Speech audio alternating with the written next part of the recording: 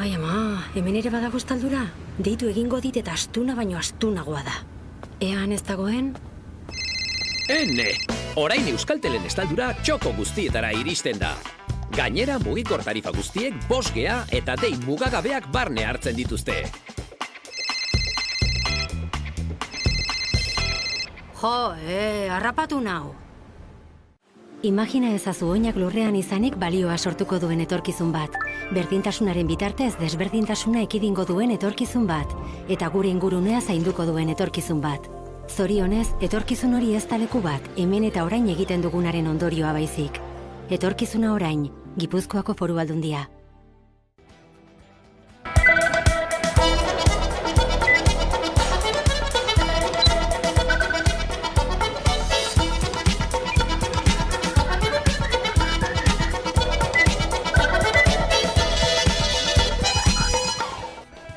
Hezkuntza legearen aurreproiektuaren zirriborroa errefusatzeko bigarren greba eguna dute gaurkoa hezkuntza publikoan Esteila, Sela eta Lab sindikatuek deituta.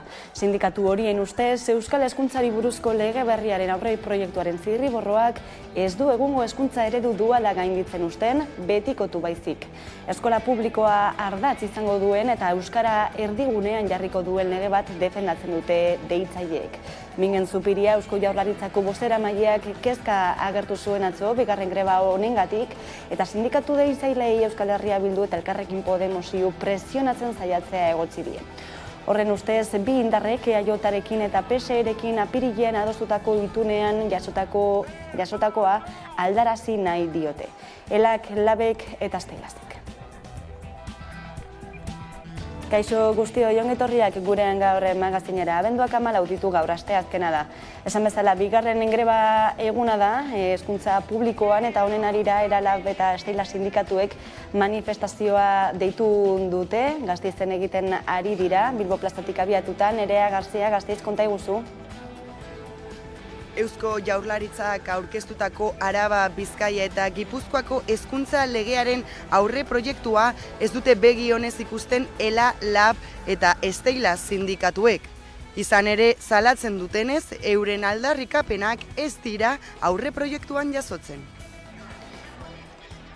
Eusko Jaurlaritzak aurkeztutako Araba, Bizkaia eta Gipuzkoako hezkuntza legearen aurre proiektua ez dute begionez ikusten Ela, Lab eta Esteila sindikatuek. Jaurlaritzak aurkeztu zuen hezkuntza lege aurre proiektuari ez esateko ordua dela uste dugu eta abendu bukaeran bestelako testu bat aurkeztu aurretik, benetan langileontzat importanteak diren aldarrikapenak jasotzea da eskatzen duguna. Izan ere, salatzen dutenez, euren aldarrikapenak ez dira hezkuntza legearen aurre proiektuan jasotzen. Plazaratu ditugun aldarrikapenak eta modu zabal batean publiko ditugun horiek, jasotzea dokumentuan, baita ere ere gure sindikatu bakoitzak ere elegiteak egin dizkio eta ekarpenak egin dizkio prozesu guztian. Ez dira jaso hori litzateke gure helburua. Zirriborroak sistema duela betikotzen duela ohartarazten dute, eta uste dute gainera hezkuntza sailak ez duela urratzik egiten sindikatuek aldarrikatzen duten sare publiko bakar, euskaldun eta propioa lortzeko bidean. Nahiko genukena da, euskalduna izango den, buru jabea izango den, publikoa izango den, eta kurrikulum propioa izango duen, eta lan baldintza egokiak izango dituen, eta inklusiboa izango den hezkuntza sistema bat ez. Eta uste dugu, gaur egungo hezkuntza sistemak, hori guztia gainditzeko beharrezko izango lukeen lege batek norabide horretarako pausoak ezarri beharko lituzkeela, ez? Edo nola ere gogoratu dute 2021-etik daramatela aurre proiektuari ekarpenak egiten. Prozesu honen hasieratik eskaini zaizkigun marko guztietan egon gea eta egoteko presa daude, baina ez dugute bestelako aukerik eman greba hori baino. Eskaera horiek edo aldarrikapen horiek ez direla aintzat hartzen ari fase desberdinetan, ez? Hala, sindikatuen eskaerak aintzat hartzea eskatzeko mobilizazio dinamika abiatu zuten. Momentuz baina ez da negoziazio biderik ireki Jaurlaritzarekin. 15 egun hauetan ez direla gurekin harremanetan jarri, ez da negoziazio biderik ireki. Lehenago ere ez, eta langileak eta langileen ordezkariak, ez dugu prozesu guzti honetan protagonismorik izan negoziatzeko, ez? Alderdi politikoen artean hezkuntza akordio bat egin zuten, parte hartu dugu bakoitzak bere posizioa azaltzen, baina ez da inolako negoziaziorik eman. Sindikatuek gainera ez dute baztertzen mobilizazio gehiago egitea. baina dena posible gu argi dago gure helburua eragitea dela. Eta greba egun gehiago ere Bizkaiko adinekoen egoitzetan labek deituta gaurtik ostiralera bitartean lanustea dute eta elak deituta aldiz abenduaren 17tik 23ra. Biek ala biek langile gehiago eskatzen dituzte. Elak plantillak Foru Aldundiko egoitzekin berdintzea aldarrikatzen du eta labek langileak sektore publikoarekin parekatzea eta ratio duinak izatea. Lanuste ez gain gaurtik hasita labek deituta ere Bizkaiko adinekoen egoitza pribatuetako langileek 3 eguneko itxialdia egingo dute. Garbiñe Aranburu labeko koordinatzaile orokorra. Nagusiki emakumeek burutzen dituzten lanak dira, langileen artean langile migratu eta arrazializatu kopuru handia dago eta mota guztietako zapalkuntza eta indarkeriak jasan behar izaten dituzte, ez? Gure ustetan bada garaia zaintza lanari dagokion balio ekonomikoa, dagokion balio soziala aitortzeko. Ez da onargarria, zaintza lan horiek ze baldintzetan ematen ari diren. Ematen ari den egoera hau, oso ondo esan den bezala ere, instituzio publikoen utzikeriagatik da. Instituzio publikoak dira beraien erabaki politikoekin egoera hau ontzat ematen ari direnak, bai Jaurlaritza, baita ere Bizkaiko Foru Aldundia. Eta Donostialdeko erakunde sanitario integratuan lehertu den krisiak zeireztana ematen jarraitzen du oraindik. Donostia ospitaleko zerbitzu buruek ez dute elkarretaratze gehiagorik egingo ostiralera arte, itxaropenareko bidea ematen duten keinuak antzeman dituztelako diskurtso politikoan. Bingen Zupiria Eusko Jaurlaritzako bozeramaileak adierazi du izendatu berriek kargua hartu bezain laster ekin diotela zerbitzu buruekin hitz egiteari. Euskadi Irratiko Faktoria saioan egin dioten elkarrizketan Zupiria goitik behera aukatu du osasun zerbitzu publikoa pribatizatzen ari denik. Badirudi Donostialdean piztutako krisia baretzera doala. Esiko profesionalek adierazi dute euren egoera bideratzen hasia egon daitekeela.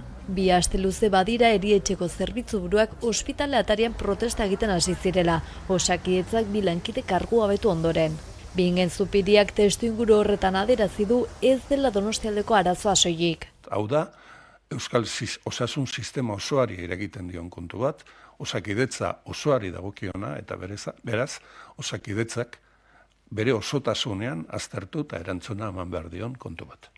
Azken aldian Gipuzkoako hiriburuan Osakidetzako kudaketa bertikalegia dela salatzeko protestak egiten ikusi ditugu, baina orain 2 egunez ez gaur eta ez bihar bilkurak etengo dituzte. Ikusi dutelako Osakidetzaren baitan badagoela hitz egiteko borondatea eta dagoeneko lehen hartu emana ere izan dute.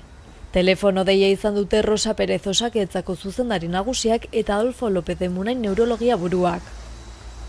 Beraz protestaren lehen ideiak eta lehen eskariak entzun ditu Rosa Perezek telefonoz bestalde, baina mahai gainean utzi diote bilera baterako deia eta bizita baterako ere bai. Donostiako ospitalera bertara joan dadila eskatu diote hala egoera bere begiekin ikusi eta profesionalekin batzarra egiteko. Hori alabaikorra gertu da neurologo burua uste du aste honetan ez bada datorren astean bertan joan litezkela erietxera Rosa Perez Osakidetzako zuzendari nagusia bera edo beste goi kargu batzuk. Afera honen erdian Zupiria Jaurlaritzako bozeramailea gaineratu du osasun sailak helburutzat duela datozein urtei begira Osakidetzak izan beharko lukenaren inguruko gogoeta bat egitea. Gogoeta estrategiko bat egitea eta hor finkatzea zeintzuk diren Osakidetzak eskainiko dituen zerbitzuak, nun eta nola eskainiko dituen eta zain inbertsio egin beharko diren horri erantzuteko. Bien bitartean esandakoa, ostiralera bitartean bertan bera utzi dituzte protesta bilkura guztiak, hitz egiteko eta negoziatzeko borondatea dutela erakusteko.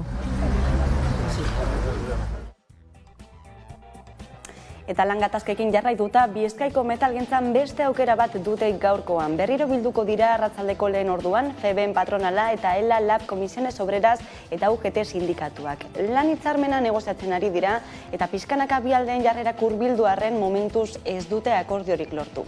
Astebeteko grebaren ostean gaur lehenengo hartu emana izango dute eta batzarrean eskaintzak alderatuko dituzte eta sindikatuek euren aldetik adierazi dutenez negoziatzeko prest daude. Hori bai, sektoreka langileen erosahalmena bermatzea ezinbestekotzat jotzen dute.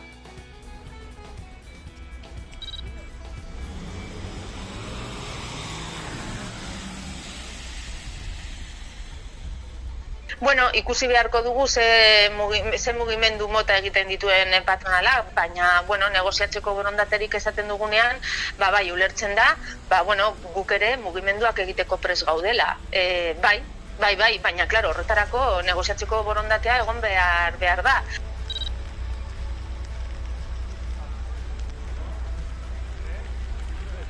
Gure ustetan beharrezkoa da erosmen-ahalmena mantentzea, eta oraindik ere horretaz gain badaude beste ikuspuntu batzuk, jardunaldiaren jaitsiera, lan osasun arloan ere badare mugimendu batzuk ere egiteko, eta hortaz margena zabalik dago oraindik negoziazioa jarraitzeko, baina horretarako beharrezkoa dena da negoziazio konpromiso bat egotea patronalen aldetik. Eta gure ustetan, post-greba egun horiek mezu argia ematen diote femenini, langilea prest daudela negoziatzen jarraitzeko, baina ere borrokan jarraitzeko ere.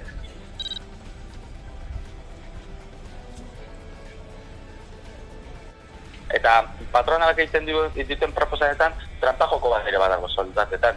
Eta hauek atzeratzen dituzte bakarrik tauletan, guk errealetan ere nahi dugu, hauek tauletan atzeratzen dituzte KPI batzuk 2026 urtera. Gai aldatuta aurreko uztailean trenbidea blokeatu zuten bakegileak errugabe jotzeko eskatuko dute haien abokatuek bihar auzitegian. 9 bakegileek 5 urtetik gorako kartzela zigorra eta isunak arriskatzen dituzte. Trenbidera baimenik gabe sartzea, trenen zirkulazioa oztopatzea eta taldean egindako lapurreta leporatzen dizkiete.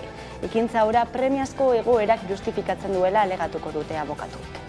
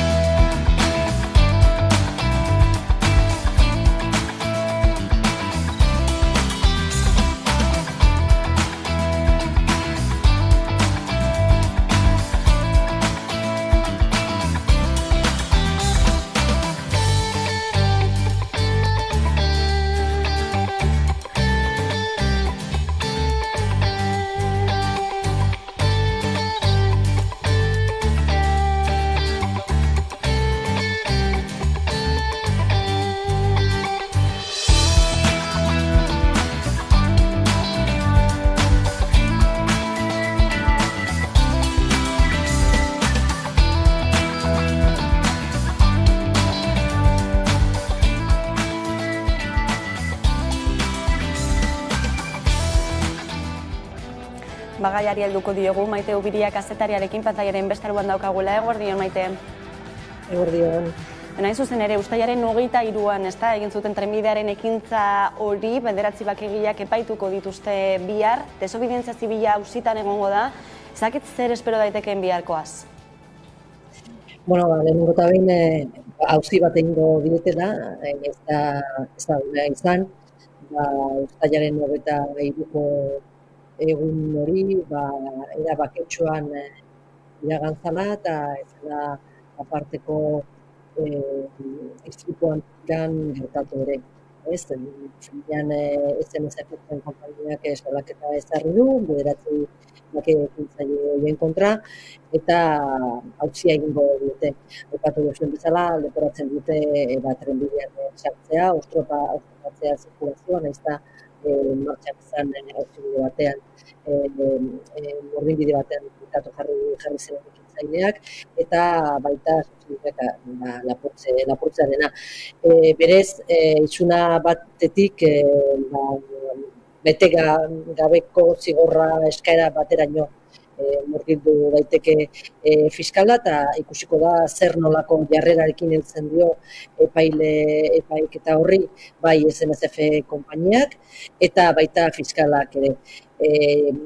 Dagoeneko ezagutzen duguna da 9 ekintzaile horien abokatuek errugabetzea eskatuko dutela, eta hitza eman dutela haien kontra egin dizkieten akusazio guztiak bata besteren atzetik sustatuko dituztela, eta horrekin batera elkartasun antolatu dela, eta hainbat autobus bertaratuko bide bihar Akizera, finean Euskal gizartearen gehiengo zabal batek babesten ez zuen bide hortan arrisku hartu zutelako eta auziperatuak izaten direlako. Adi jarraituko dugu biharko auzi hori zertan amaintzen den. Bestalde baita ere, azterketak euskarazen arira, irailean Hezkuntza Ministerioarekin egindako bilera uste oparoaren ondotik, oraindik euskararen erakunde publikoak ez du inongo erantzunik jaso. Ez dakite zein egoeratan dagoen, zein egoeratan dagoen? Bueno, ez aurrera ez atzera goratuko duzuenez iazko kurtsoan mobilizazioan hitz izan ziren, baita okupazio batzuk, sehaskak eta azterketak euskaraz dinamikak bultzaturik, finean azken urteotan lorturiko aurrerapen txiki horiek gibilerat eramateko arriskoa zegolako, eta ala bai estatu zen azken azterketen karietara. Finean aukera bat zabaldu zen, ministro berriarekin elkarrezketa abiatzeko, eta Euskal Erakunde Publikoa bultzaturiko Euskal Delegazio bat osatu zen, nolabait elkarrezketa horri ekiteko. Irailean egin zen bilkura hori, aldarte aldetikan aldaketa bat erakutsi zuen, eta baita bi auziei, bai Berbetaren auziari eta ondoko bilera batean basoaren auziari ekiteko nolabaiteko borondade on bat agertu zuten ministroaren kolaboratzaileek, baina geroztik 3 hilabete ozta pasa direlarik ez da inolako erantzunik izan. Arazoa da, egutegiak aurrera egiten duela, irakasle eta ikaslea prestatzen ari direla dagoeneko helduen urteko azterketa, gainea Hezkuntza Ministerioak aldatu du egutegia, eta adibidez basoaren kasuan, martxoan ja egiten dituzte berezitasunen gaineko azterketak, eta bai irakaslek eta berezik ikaslek azterketa horiek prestatzearekin diote, jakin gabe ze hizkuntzan eginen diren, ez? Zentzortan, kezka nagusitzen da, bai sehaskaren komunitatearen baitan, eta baita Euskararen Erakunde Publikoaren aldetikan, holako mezu bat zabaldu da, esanez, ezin dela ulertu, Parisek erakusten duen isiltasun hori, eta finean Hezkuntza Ministroak ez badu plangintza bat mahai gainean jartzen, oso zaila egiten dela aurrera egitea, finean irtenbide bat zeharkatzeko azterketak euskaraz egiteko auzian.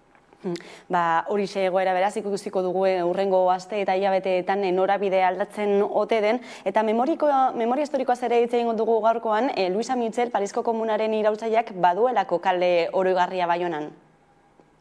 Bai, hala da, joan zen ekainean udalbatzarrean erabaki bat hartu zen, nolabait neurriak hartzeko emazteek gure historian eta gure oroimenan duten tokia berreskura dezaketen baita eremu publikoan ere, eta lehenengo erabaki bat hartu zen, kale izendapenen inguruan, eta lehenetarikoa izan da Luisa Mitxell, Luisa Mitxell Parisko Komunaren iraultzaile izan zen, irakasle izan zen, eskola libren sortzaile, feminista, eta nik uste dut egia da konsensu handiarekin hartu dela erabaki hori Baionako hirian, eta finean ideologia ezberdinetako zinegotziek eta kateaburu babestu zuten izendapen hori egiteko ekimena, ez?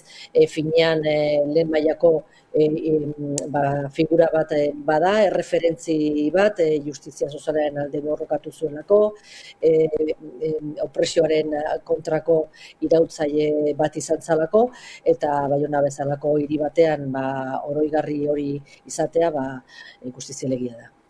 Espero dezagun azkena, eta baita Euskal emakumeek haien tokia berreskuratzea karriketan, noski. Hala izan da dira. Maite Gubiria, eskerrik asko gaurkoan gurean izategatik. Eskerrik asko zuei. Eta politika alorrean gazte koordinakunde sozialistak manifestazioetara deitu du urtarrilaren 28rako enpresarien eta agintarien erasoaldiaren aurrean gazte langileok borrokara lelopean. Bilbon eta Iruñean antolatu ditu mobilizazioak, gazteen arteko antolakuntza eta borrokarako grina edatzeko ere baliatu nahi dituzte deialdiak.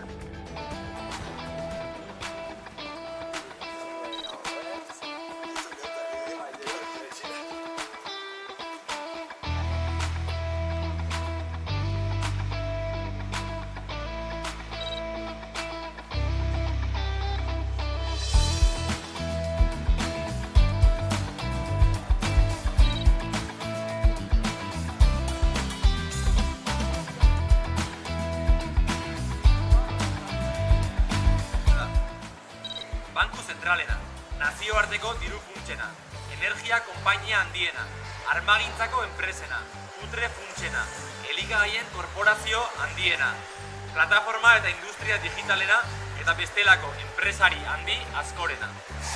Horien diru goseak langileriaren miseria dakar.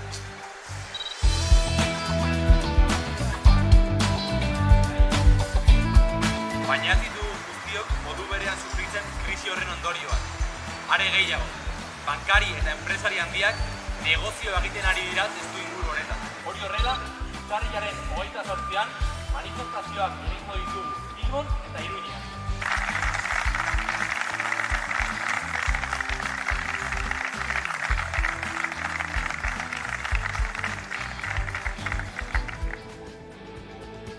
Eta berriak ere energiaren alorrean, lehen aldiz fusio errentagarria lortu dutela baieztatu dute Ameriketako estatu batuek, Kaliforniako laborategi bateko esperimentuak ezarri duen mugarria aurkeztu dute Washingtonek, eta lorpenak energia garbiaren etorkizuna aldatuko dutela adierazi dute zientzialariek.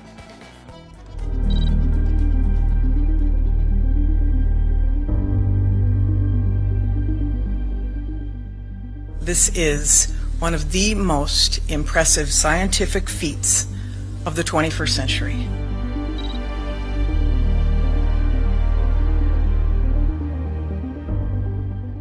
A 192 laser beams entered from the two ends of the cylinder and struck the inner wall, and that happened in less time than it takes light to move 10 feet.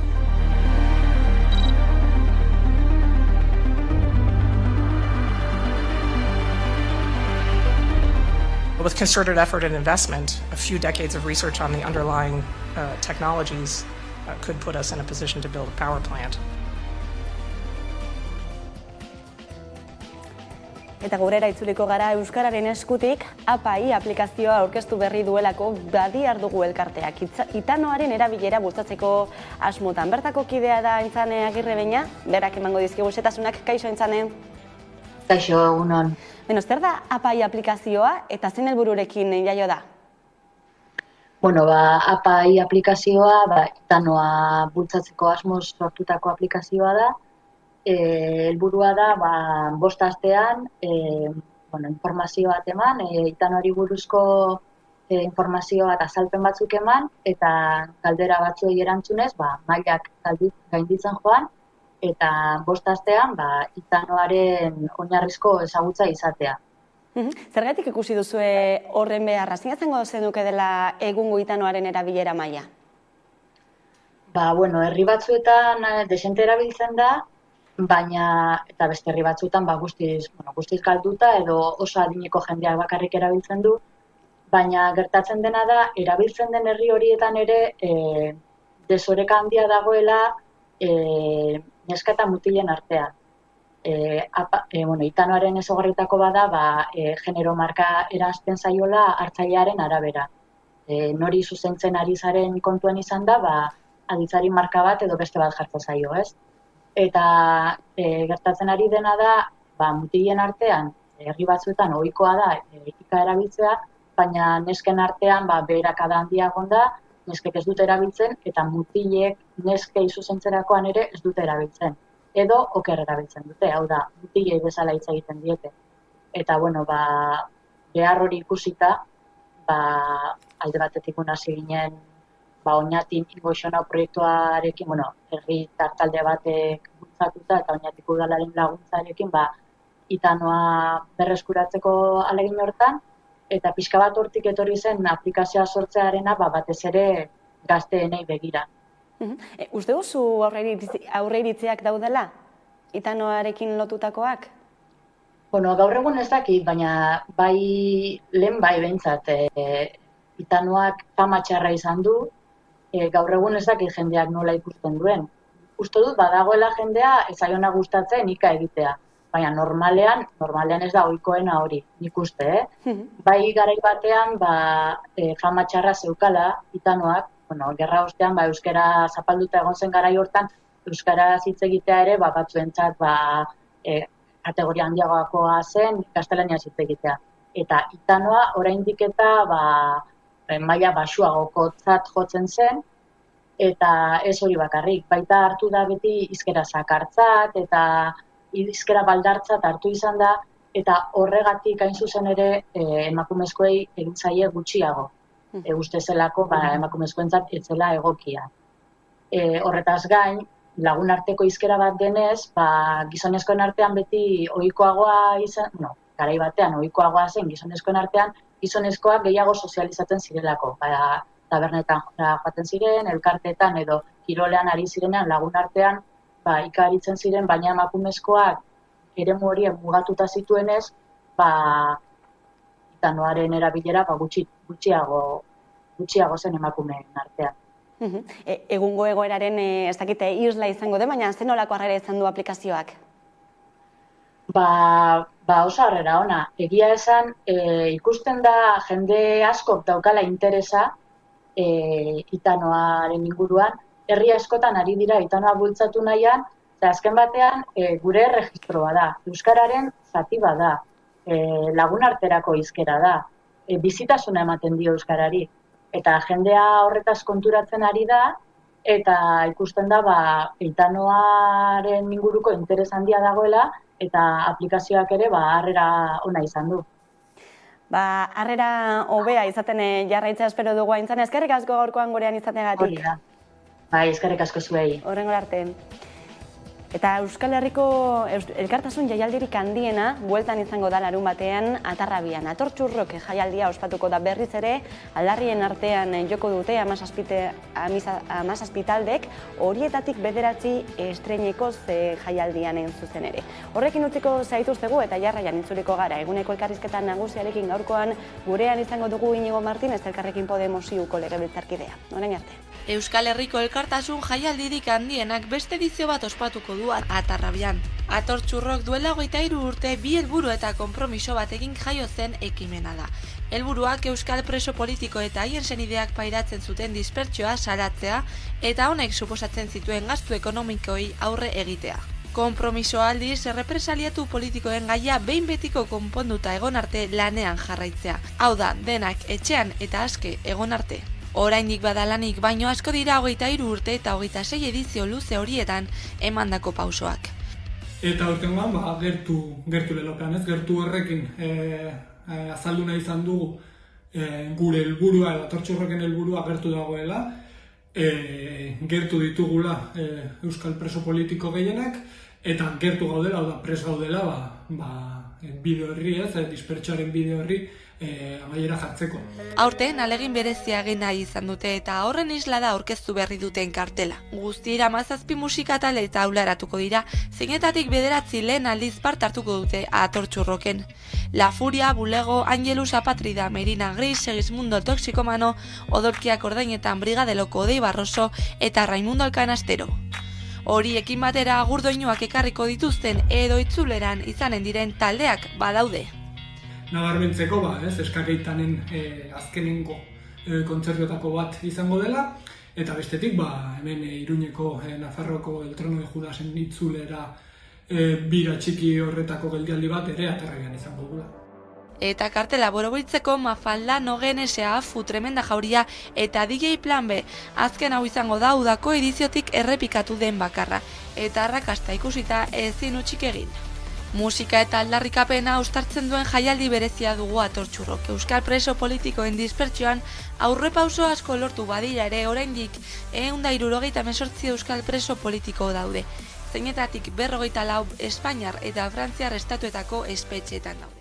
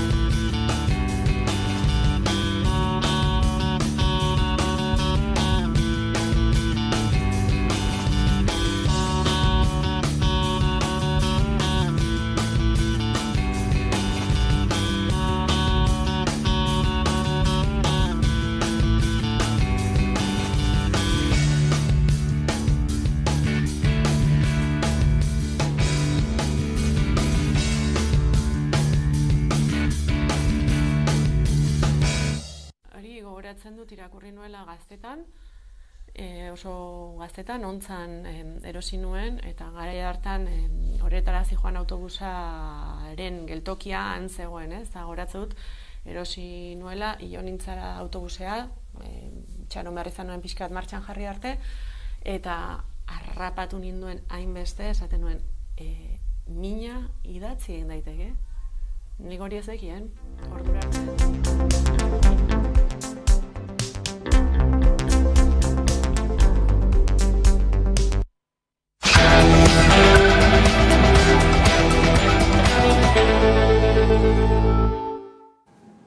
Eta egunero legez, eguneko elkarrizketari atea irekiko diogu, horretarako gaurkoan gurekin dugu Inigo Martinez, Elkarrekin Podemosiuko legebiltzarkidea, eguerdion. Kaixo, egunon. Gaurkoa, bigarren greba eguna deitu dutena sindikatuek, hezkuntza legearen zirriborroaren aurka, baina sindikatuek ez dira horren aurka agertu diren bakarrek. Elkarrekin Podemosetik ere gogor kritikatu duzue zirriborroa. Zer gertatu da itunean jasotakoa ez islatzeko gero zirriborroan? Bueno, galdera hori, segurazki Bildarratz sailburuak eta bere taldeak erantzun beharko lukete, baina, gu argi eta garbi ikusten dugu, bai, zirriborro horretan, bigarren zirriborroa lantzen ari da, edo ja landuta dago, eta hor ez dira txertatzen hezkuntza hitzarmenean adostutako hainbat proposamen, adibidez segregazioaren kontrako hainbat neurri ez dira txertatzen eskola publikoa edatzeko hainbat neurri, eta baita ere, zirriborro horiek apartez, beste dekretu eta agindu batzuk aprobatu dira hilabete hauetan, planifikazioaren dekretua, orain onarpen agindua eta baita ere beste dekretu bat aprobatuko da, eta horrez da txertatzen hitzarmenean itxartutako hainbat neurri, eta horrezatik oso kritikoak agertu gara, eta azkenengo guretzat, azkenengo tanta izan zen, 0-2 urteko gelak ituntzearen proposamena hori mai gainean egon zen, gure ekimenen eta gure proposamenen gatik ez zen aprobatu hitzarmenean, eta hori urraketa oso larria da guretzat, azkenean ituntzekoen zarea indartzen du eskola publikoaren kontra. Baina zein azalpene aurkitzen dio, zuertuz Eusko Jaurlaritzak itunean adostutakotatik haratago joateko interesa baduela? Haratagotik eta batez ere orain arte daukaguna indartzeko edo betikotzeko erabakia edo autua egin duelako. Hori tristea da, ze azkenean guztiok utzi egin dituen gauza batzuk hitzarmena sinatzeko, gure ildo nagusi batzuk ez ziren islatu, guk islatuko genuen bezala, azkenean lau alderdien arteko akordio bat delako, eta hori ez dauka misterio handirik, baina, hori minimoetako, oinarritako akordio bat izan zen, orduan, hortik aldentzea, eta ez dugu zaten gu bakarrik, sindikatu guztiek, greba deitu dutenek eta greba ez dutenek deitu ere bai, EIGE eskola publikoen guraso elkartea, hainbat eragile, Save the Children ere bai, adibidez bere segregazioaren kontrako neurriak, akordioarenak oso ondo baloratu zituen, baina esan du gero horrek ez daukala isladarik lege proposamen edo zirriborro honetan, eta hori asko kezkatzen gaitu. Eta baita ere, badakigu, bai guk eta beste alderdi batzuk hainbat kritika ditugula, orduan, ez dakigu zergatik horregatik Eusko Jaurlaritzak auto hori egin duen, baina momentu honetan erabaki horiekin hitzarmenetik kanpo geratzen dena gobernua bera da. Kritiketako bat da sistema duala betikotzeko arrisku handia dagoela zirriborroaren eraginez, ez? Atzokoan esaterako lehendakaria Kristau Eskolako zuzendari berriarekin batzartu zen, nola ikusten duzu Jaurlaritzaren harremana Kristau Eskolarekin? Harreman oso zuzena dauka, hain zuzen ere, Kristau Eskolako presidentea EAJ-PNV-ko militantea delako eta kargu ezberdinak izan dituelako historian zehar. Eta, nik uste horrekin erantzuna dagoela galdera. Elkarrekin Podemosi, behin baino gehiagotan egotzi izan diote hezkuntza itunarekin haustura egitea. Momenturen batean hori gertatzeko zorian egon da? Gure partez, gure irakurketa da Eusko Jaurlaritza berak dela hitzarmena hausten duenak. Aprobatu ditun dekretuekin, egin ditun adierazpen batzuekin, zirriborroarekin, 02 gela hoien ituntze prozesuarekin. Gauza eta erabaki horiekin gobernua da ekimenekin hitzarmena apurtzen duena. Konfiantza ere apurtuta dagoela aipatu izan duzu. Hemendik aurrera orduan zein bide hartuko duzue? Nik gauza bat esango dut. Bigarren zirriborroa, lege aurreproiektuaren bigarren zirriborroa, guri zuzenean ez digute bidali. Eragile sozial batzuk bidali digute. Hori da, dagoen konfidantza harremana momentu honetan. Gobernuaren partetik gurekiko. Guk, eta hau beti esan dut, Bildarratz, pertsona moduan oso pertsona gertukoa da, oso majoa, biltzeko ez dauka inolako arazorik, baina gero ekintzetan konfiantza izan behar dugu, eta ekintzetan gure konfiantza momentu honetan oso urrun dago. Zer esan ematen jarraitzen du bestalde, Donostiako OESian zuzendariak kargugabetu eta dimizioak etorri ziren gertakari horiek, ez denolako irakurketa egiten duzue?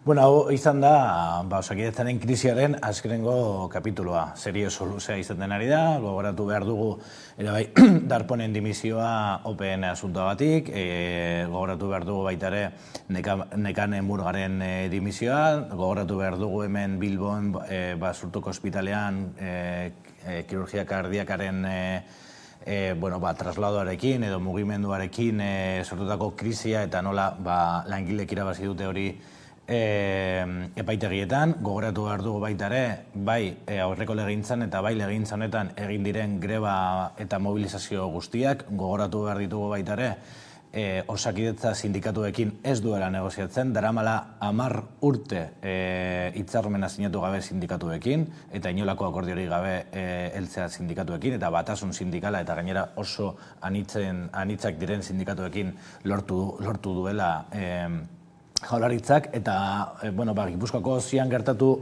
dena, hori azkeneko kapituloa da.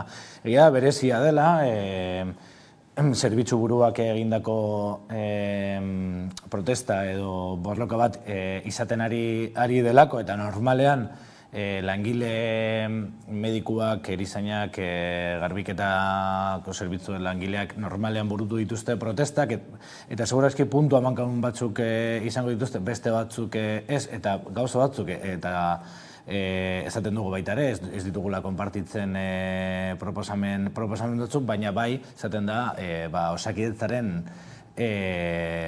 krisi honen azkenengo kapituloa dela, ez dakigu azkenengoa izango dela eta beste batzuk etorriko dela, horrelako erabakiak hartzen jarraitzen badute gobernuaren partetik eta EAJ-PNV-aren partetik segurazki borrokak eta liskarrak mantenduko dira Osakidetzan, zeren azken momentuan Osakidetza publikoaren izaera, langileriaren baldintzak eta baita ere hiritarrok jasotzen dugun zerbitzuen kalitatea zorian dagoelako momentu honetan. Eta borroka mantendu behar da, Osakidetza publikoan, baliabide nahikoekin eta langileen baldintza honekin mantendu eta horren alde mantendu behar dugu borroka bai.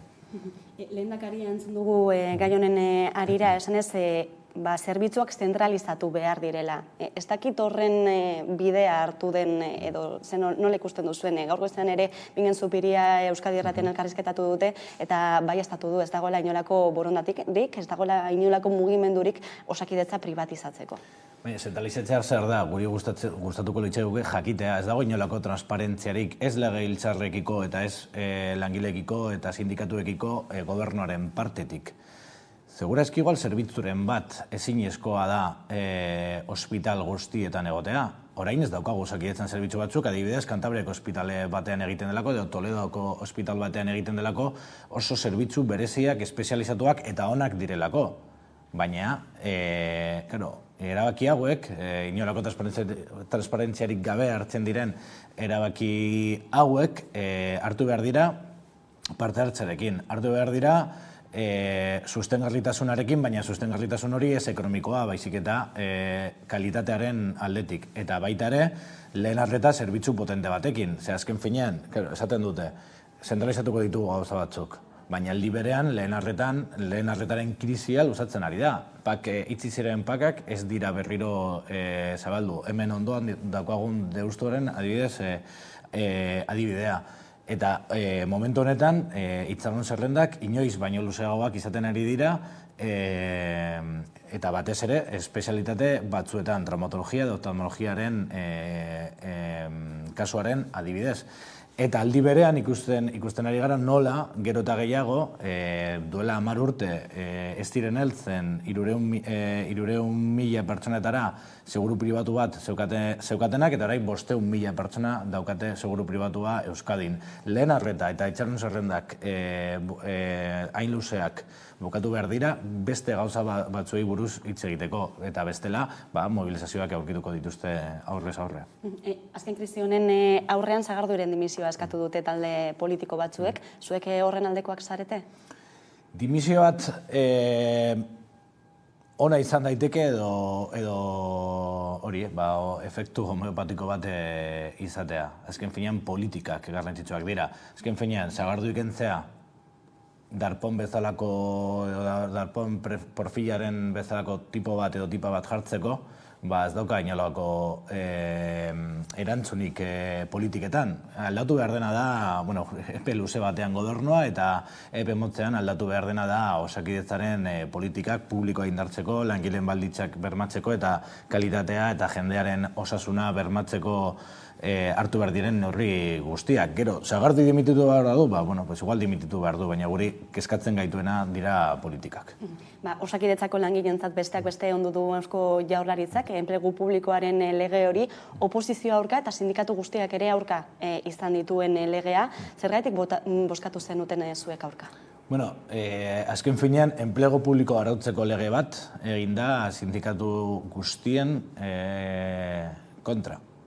Eta horrek negoziaketa kolektiboa publikoan arautu behar duen, negoziaketa kolektiboa sektore publikoan arautu behar duen legea sindikatuen kontra hartzea, bidezkoa, legala da, baina zentzu handirik ez dauka. Orduan, bakarrik horrezegatik bozkatu genuen kontra, baina gero baita ere azpikontratazioen sistema eta externalizazioen sistema betikotzen da eta indartzen da, betikotze baino indartzen da, eta gure ustez gure sektore publikoari buruz daukagun ikuspuntuaren justo kontrakoa da, eta horrezatik hain zuzen ere kontra bozkatu genuen.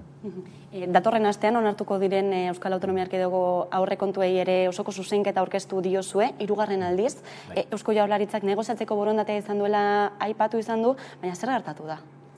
Ez du inolako borondaterik izan, ni parte hartu izan un bilera batean eta hor ikusten zen. En plan, dokumentu bat eman ziguten, hainbat ekimenekin, 30 milioi inguruko proposamena zen, baina ekimenen ezan genezaken ekimenen 80% martxan daude edo ja aprobatuta daude legebiltzarrean, eta klaro, azkenean para seguir haciendo, gure boskak ez dira beharrezkoak, orduan beraiek daukate politika publiko oso zehatz batzuk, gure ereduaren erekin talka egiten dituztenak, bai hezkuntzan, bai osasun arloan, bai adibidez ekonomiaren arloan, hain zuzenen hor proposatu dugu.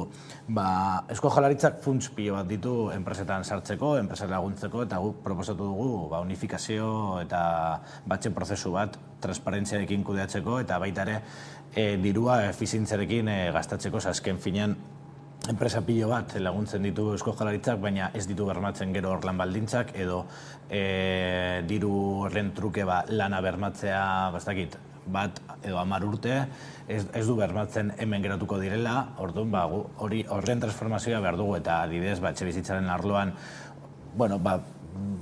jarraitzea egiten dutena, eta energia berriztagarrien kasuan adibidez, energia enpresa publiko bat eskatzen dugu, azken finean publikotik, eta baita ere, orain martxan dauden Euskal Kooperatibekin era bateratu batean lan egitea onena dela pentsatzen dugu, baina EAJ, PNV, Iberdrola eta Petronorrekin daukan hitzarmen horretan ez du ikusten hori, eta azkenean gure ereduak talka egiten dute, eta ez dago inolako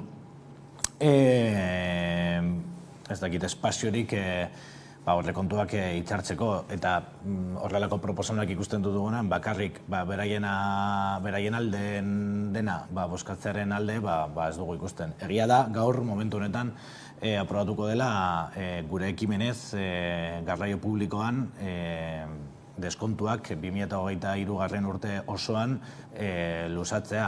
Aprobatu genuen gure ekimenen baten bitartez duela 2 aste plenoan, eta gaur gure zuzenketa bat aprobatuko da, aurrekontu osoari ezeskoa mantenduko dugu, baina ekimen hori erdibidetuko du gobernuaren bi alderdiekin, azkenean pentsatzen dugu momentu honetan, inflazioaren gorakada honetan, garraio publikoaren deskontuak mantentzea neurri oso positiboa delako. Hori izango litzateke bat, baina beste adostasun batzuk ere izan dituzu Eusko Jaurlaritzarekin, hori izan daiteke esaterako diru sarrerak bermatzeko errentaren erreforma, ez? Ela sindikatuak eskatu die alderdi politikoei haren aurka egiteko, zer uste duzue? Momentu honetan ikuste dut krisi ekonomiko eta baita ere krisi politiko global batean gaude.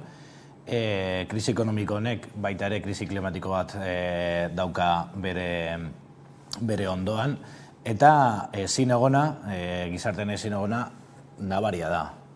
Eta nik uste diru sarrera bermatzeko errentaren erraminta hobetzea beti neurri edo berri oso positiboa izango dela.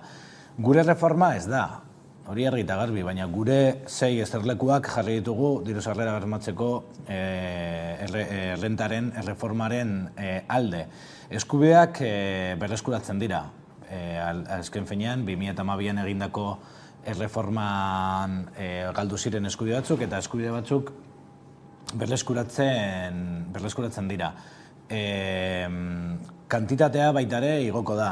Orain sartu ditugun zuzenketekin eta probatuko diren zuzenketekin 2023 urtean 800 eta 3 eurotan egongo da. Eta baita ere oso garrantzitsua dena indize bati lotuta egongo dela, eta ez gobernuaren borondatearen menpe. Orain, igual gobernuak badauka borondatea urtero adibidez KPI-rekin igotzea, ez da kasua, baina orain sartu dugu indize bat, Europar pobreziaren tasaren indizea, eta igoko da zentzu horretan. Eta baita ere, sartzeko diru sarrera bermatzeko errenta eskuratzeko adina 18 urtetara jaitsi da era orokorrean, egia da baldintza batzuekin ez gaude hitz egiten emantzipazio errenta bati buruz, baina 18 urtetara jaisten da. Eta beste baldintza batzuk ere errazten dira. Eta baita ere, oso kezkagarriak ziren kontrolak, egiten ziren kontrolak ondo daude, baina nola egiten ziren, askotan eskubideak jasotzen dutenen eskubideak urratzen zituzten, hor hainbat berme sartu dira, eta orduan daukagun indarrarekin, eta baita ere Bueno, la sindikatuak kritikatu du, baina beste sindikatu batzuk, adibidez, Comisiones Obreras eta pobreziaren kontrako sarea, balorazio positiboa eman dute reformaren inguruan gehiago nahi dugula, noski, baina daukagun indarrarekin eta kaletik etorritako proposamenekin, hau lortu dugu eta jarraituko dugu gauza guztiekin bezala lan egiten erraminta hau indartzeko. Madrilera begira ere jarriko gara, pentsioen reformaren bigarren zatia osatu beharko litzatekelako urtea amaitu aurretik, 2 aste gelditzen dira, eta bitartean, eskribaren azken proposamena izan da kotizazioak kalkulatzeko epea luzatzea, eta horrek talka sortu du beste behin ere PSOE eta Podemosen artean Madrilen. Nola ikusten duzu egoera? Bueno, eskriba ministroak dauka joera pizkat arraroaz. Urte honetan lortu dugu Unidas Podemosen ekimenengatik eta baita ere sindikatu eta pentsionisten mugimenduen indarragatik garaipen historiko bat. Hau da, pentsioak KPI-rekin aktualizatzea aurten, pentsio guztiak 8,5% igoko dira. Eta gaur zorionez ezagutu dugu inflazio tasa gutxiagoa izango dela, baina nola kalkulatu da bataz bestekoa 8,5%ko igoera izango dute.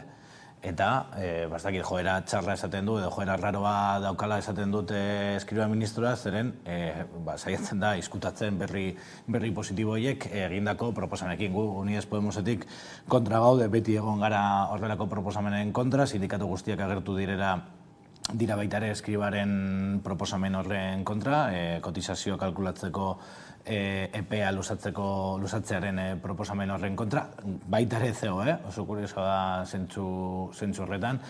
Orduan, momentu honetan oso urrun dago. Egin behar dena, bermatzea pentsioak kobratu behar direla, pentsio duinak kobratu behar direla, luzatu behar bada edo luzatu behar ez bada, importantea dena jendeak aukeratu ahal izatea bere lan bizitzan izan duen urte oberenak bere pentsioa kalkulatzeko, sustengarriak dira pentsioak bai kotizazioengatik eta bai zergengatik, orduan, azken finean, berbatu behar duguna, estatu osoko pentsionistek oraingoak, baina batez ere, gu bezalakoak izango garenok, pentsio duin bat kobratu alko dugula.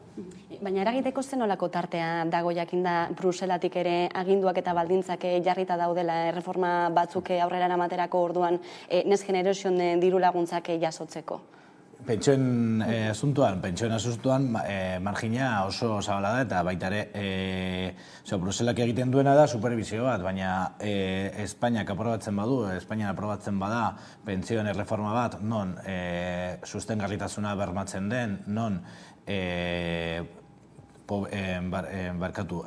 pentsio basuak igotzen diren, non ematen diren adibidez pentsioen arrakala baita ere genero ikuspuntutik horri irtenbide bat ematen bazaio eta sustengarritasun hori bermatzen bada, bai kotizazioekin eta bai zergekin, Bruselak ez dutuzte, ez dakit, oso errun geratzen zaigun ente bat denez, ez dakit, baina nik uste akordio baldin badago gobernua eta eragile sozialekin Bruselak bermatuko dugu edo bestela egingo dugu guztion artean lana bermatzeko. Aste honetan ere, beste pauso bat eman du aurrera translegeak Espainian, PSOE bakarrik gelditu da bere legitarekin? Bueno, bai, argi eta garbi, eta gainera justizia poetiko puntu bat izan du, zeren bosken irakurketa egin zuena Carmen Calvo izan zen, atxo ikusi nuen bideoa, eta justizia poetikoa puntu bat dauka. Azken finean, lortu dena da eskubide gehiago, transpertsonentzat, baina gizarte osoarentzat, azkenean eskubideak bere ganatzea gizarte osoaren onurako da, eta azken finean gene autodeterminazioa bermatzen duen lege bat da, hainbat eskubide berriak eskuratzen dituena transpertsonentzat ere bai, eztabaida nagusian ez direnak egon, eta azken finean egun eta aste oso on bat izango da eskubideak lortu direlako, gero PSOEk bere retratua eginda dauka, baina momentu honetan nik uste hainbeste erasoen aurrean eta hainbeste eztabaida pozoitzuen aurrean, posteko modukoa da translegea aprobatu izatea batzordean eta ja plenora pasatzea. Azken hilabetean ere izpide izan da kongresuan, Melillako gertakariak. Uste duzu Marlaska barne ministroa kolokan egon daitekeela edo bere egoera delikatua izan daitekeela? Bueno, ojalá, baina ekainako 24an bizi izan dakoa nik uste oso larria izan zela eta Marlaska ministroak egin duena behin eta berriro errealitatea ukatzea, evidentzien eta irudien eta proben aurrean segurazki gezurra esatea, poliziaren jokabide legearen kontrako eta giza eskubideen kontrako jokabideak babestea, eta hau ez da Unidas Podemos esaten duen gauza bat, ere bai esaten dugu, baina Amnistia Internacional adibidez, atzo aterasun azkenengo txostena honen inguruan, ikerketa nazioarteko kazetarien ikerketa bat egonda ere bai, non gertatutakoa pizkat reproduzitzen zen eta demostratzen zen nola urraketak eman ziren, eta baita ere Espainiako Defensoria del Pueblok, Espainiako arartekoak txosten oso potente bat egin zuen poliziaren jokabidea salatzen, eta pertsonak erail ziren poliziaren partetik, Marokoko poliziaren partetik eta Espainiako poliziaren partetik, pertsona batzuk Espainiatik Marokora itzuli ziren nazioarteko legediaren kontra, eta honek da beste ekintza bat non demostratzen den Europar Batasunak daukan migrazio politika, nekropolitikaz pozoitutako politika dela eta Espainiako estatuan aldatzeko daukagun gauza bat dela, eta lehen baien, azkenean giza eskubideen urraketak ematen dira egunero, hori ezagutu genuen, baina segurazki Melillan horrela, tamaina horretakoak segurazki ez, baina egunero gertatzen dira horrelako gauzak, hemen Euskal Herrian bertan estatu frantsesa eta espainolaren artean daukagun mugan ere egunero urraketak ematen dira, Mediterraneo itsasoan egunero pertsonak hiltzen dira Europara etortzen, beraz horrek esan nahi du lehen baien aldatu behar dugula politika hauek. Azken asteotan ere kongresuan izandako giroak hautsak harratu ditu, nola ikusi duzu Euskal Herritik bertan gertatutakoak? Bueno, ezan genezakeen urrutitik, baina ni beti esaten dut gauza bat, azken ez da giroa, hau da fasismoaren eta ultraeskuinaren estrategia bat, eta ez daukagu txerto magikorik Euskal Herrian esateko urrutitik Madriden gertatzen den gauza bat denik, egia da hemen momentu honetan giroa desberdina dela, baina Europar Batasunarekin alderatzen badugu Espainiak gertatzen dena beste herri batzuetan, ez dakit kongresuaren tirabirak, baina bai kalean, eta ultraeskuinaren eta fasismoaren indarra. Eta horrezegatik urrutitik, baina ezein urruti. Eta oso kezkagarria da, ze azken finean, daukagu, lehen esaten zen brunete mediatiko bat, baina ja da brunete politiko, mediatiko, eta baita ere estatuaren barnean dauden hainbat eragileen partetik, Deep State deitzen den horren ekimenen partetik.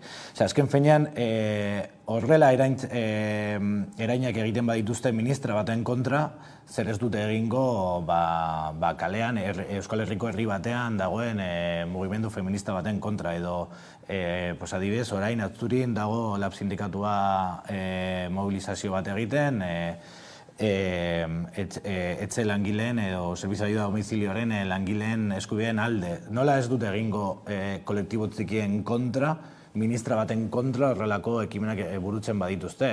Eta gogoratu behar dugu, ministra horren etxearen atarian urte bat egon zirela ere bai mobilizazioak egiten eta bere umeak mobilizazio horietan sartzen. Hori da fasismoa, fasismoaren daukadan indarra, eta zoriontzekoa da gainontzeko alderdi guztiak, PP eta Vox kenduta elkartasuna adieraztea, baina Irene Monteroekin gertatu dena beste ministra, beste modu batean, ere bai beste politikari batzuen kontra gertatu da, sindikalisten kontra, kazetarien kontra, eta orduan nik uste guztien artean demokrazia indartu behar dugu, eta ez da bakarrik hori, giroa edo adanero modu baten edo bestean den, edo ez dakit zer, edo norbaitek egun bat konkretuan zeo zer esan duela, baizik eta estrategia bat da guztia pozoitzeko, eta elkarrizketan ikusi dugu nola, oihu guztien atzean geratzen da translegea, geratzen da adibidez pentsioen igoera, geratzen da familia legea, geratzen da beste hainbat proposamen, nola gehiengo oso anitz batekin, investiduraren gehiengo plurinazional horrekin, hainbat eskubide irabazten ari dira, eta hauek oihukatzen ari dira, bere rabia, bere gorrotoa adierazten ari dutela eskubide berrien kontra. Eta hori gelditu behar dugu, zer alternatiba da haien gobernua, eta nik uste dut inork ez dugula nahi PP eta Voxen gobernu bat. Azken galdera bat ere, hauteskunde zikloa pizkanaka hurbiltzen ari delako, definitzen ari da dagoeneko zenolako harremana izango den Sumar proiektuaren eta Elkarrekin Podemosen artekoa? Bueno, Sumar prozesua udal eta foro hauteskunde haratago jungo duen prozesu bat da, gure partetik, IU Ezker Anitza Izquierda Uniden partetik, eta baita ere hemen Euskadin Podemosen partetik gure konpromesu adierazi dugu prozesuan parte hartzeko, eta errespetatzen ari gara baita ere Yolanda Díaz markatzen ari ditun epeak eta prozesuak, eta gure militanteak adibidez programetan parte hartzen ari dira, baina horrek ez du esan nahi hori helduko denik udal hauteskundeetara. Udal hauteskundeetan momentu honetan negoziaketan eta definizio horietan gaude Podemos eta Ezker Anitzaren artean. Espero dugu urte bukaera baino lehenago akordioa izatea, eta baita ere beste indar txikiago batzuei eko bezala kapaz izatea guztion artean orkestea hauteskundetara. Azkenean emaitza hobeagoak ateratzeko batasuna beti berri ona da, eta baita ere Euskadiko instituzioetan ezkerreko gehiengoak aktibatzeko gure espazio politikoa indartsu agertu behar da. Iñigo Martínez, Elkarrekin Podemos iuko legebiltzarkidea, eskerrik asko gaurkoan Hamaika telebistara gerturatzeagatik. Eskerrik asko. Hurrengora arte. Eta tarte baten ostean itzuliko gara betiko moduan, solasaldiari ekiteko. Gaurkoan gurean izango ditugu Alaitz Argandoña eta Jon Ansa, orain arte.